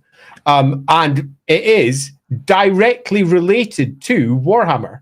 And that means everything in Age of Sigmar is potentially something, particularly when you're looking at the gods, that we can port back. So in this case, I strongly recommend go take some reading of maybe material that you don't necessarily want to read, because we have ourselves a clean example of Gork and Mork being handled better. Yeah, better than they are in any of the other things. Games Workshop can do it. They ported it over from 40k. You can do it. Port it over from Age of Sigmar. All right, grabbing some last minute comments. This one's actually a little interesting. Samora says, "Hi, Andy Sotek. Have you seen Old World as part of the main brand, according to Games Workshop's recent financial reports? Also, GW mentioning expanding the India market, and its Japanese sales have risen up 26% on top of Old World being main brand. Do you think about some factions in the future might be given?" Yeah, it's been a talk a lot in the background, and something me and Andy have talked about on this show is that Old World has a lot of potential, especially with Grand Cathay, and it seems like financially that potential is it seems to be paying off. Look, the Old World, it was rather interestingly pitched as their OG setting. It's the original, and I thought that was a super interesting way to pitch it, because they called it the revered setting in the report, which was indeed, and whilst they're still pulling the old, World of Legend, and it's actually the past. It's not what we're currently doing, because Age of Sigmar, in many respects, is just Warhammer Fantasy. So beforehand, they were often saying Age of Sigmar is our fantasy setting that roots all the way back to 1983, basically. Now they said, no, actually, that's the Old World. And that is a different pitch. And it also does suggest that the Old World's doing a lot better than some of its detractors would like to claim. Yeah. But, the Kingdoms of End and Nippon, not looking unlikely. I'll say that. Straight. Predators, last super chat here. Hey, guys, hope you're doing well. I was curious, do you guys think about how 40k orcs can reincarnate? Do you think fantasy orcs could do the same? So if you go back a little earlier in the stream, we talked about ways that could happen. So the answer is vaguely yes. Yep, vaguely yes. All right, excellent. And that's us. Thank you both so much for joining. I am definitely I probably need to get out of here because there's a giant thunderstorm going on right now, and I don't want it to knock out my power. So I do really, really appreciate you all taking the time to join us. Just a couple of quick little managerial things of that. This Wednesday will be a very special stream because we're going to be joined by not only Vera, but we're also going to be joined by the amazing Lindsay Law. And we're going to be talking about a elf god. Before the stream starts, the four of us are going to narrow it down to 4 options. And then you, the chat, will get to vote on which of those 4 we're going to go with. And we're going to basically have a fun little brain. Create a god. We're going flush out. And develop a god. Yeah. But granted, some of them are so undeveloped, we're basically making them from scratch. Yeah, pretty much. Yeah. Then this Friday will be Lawhammer, of course. Things are getting pretty hot and heavy in Lawhammer. I've got a feeling, if I'm correct, I think Ed's off this week, and that's really good, because if that's the case, we're doing an Age of Myth episode, which will be diving into what actually happened in the past some 2,000 years ago around these events, and a particular build up for the last couple of episodes. I don't know if you saw the card for last week. There was a certain dragon there, and the card from week before, another dragon there. It'll be the Age of Myth episode with a dragon. Yeah, if you want to see a brilliant example of Andy taking retcons by GW and pivoting them into working super well with old stuff, it's what the 2 most recent episodes are brilliant. They're brilliant examples of that. And then next Sunday over on Loremaster of Sotek channel, thanks to y'all's vote, we're going to be covering Astrogoth Ironhand, the eldest of the Dawizar and the great leader of the Sorcerer Prophets and Waluigi cosplayer. Super great character. It's going to be super fun. Yeah, that's going to be super cool. High Priest of a Shot, here we come. Yep, there will be a new poll up here on the Lawhammer channel in just a little bit. And we'll have some other potential exciting news soon. So stay tuned, and we'll see you guys next time. See you all next time. Bye-bye!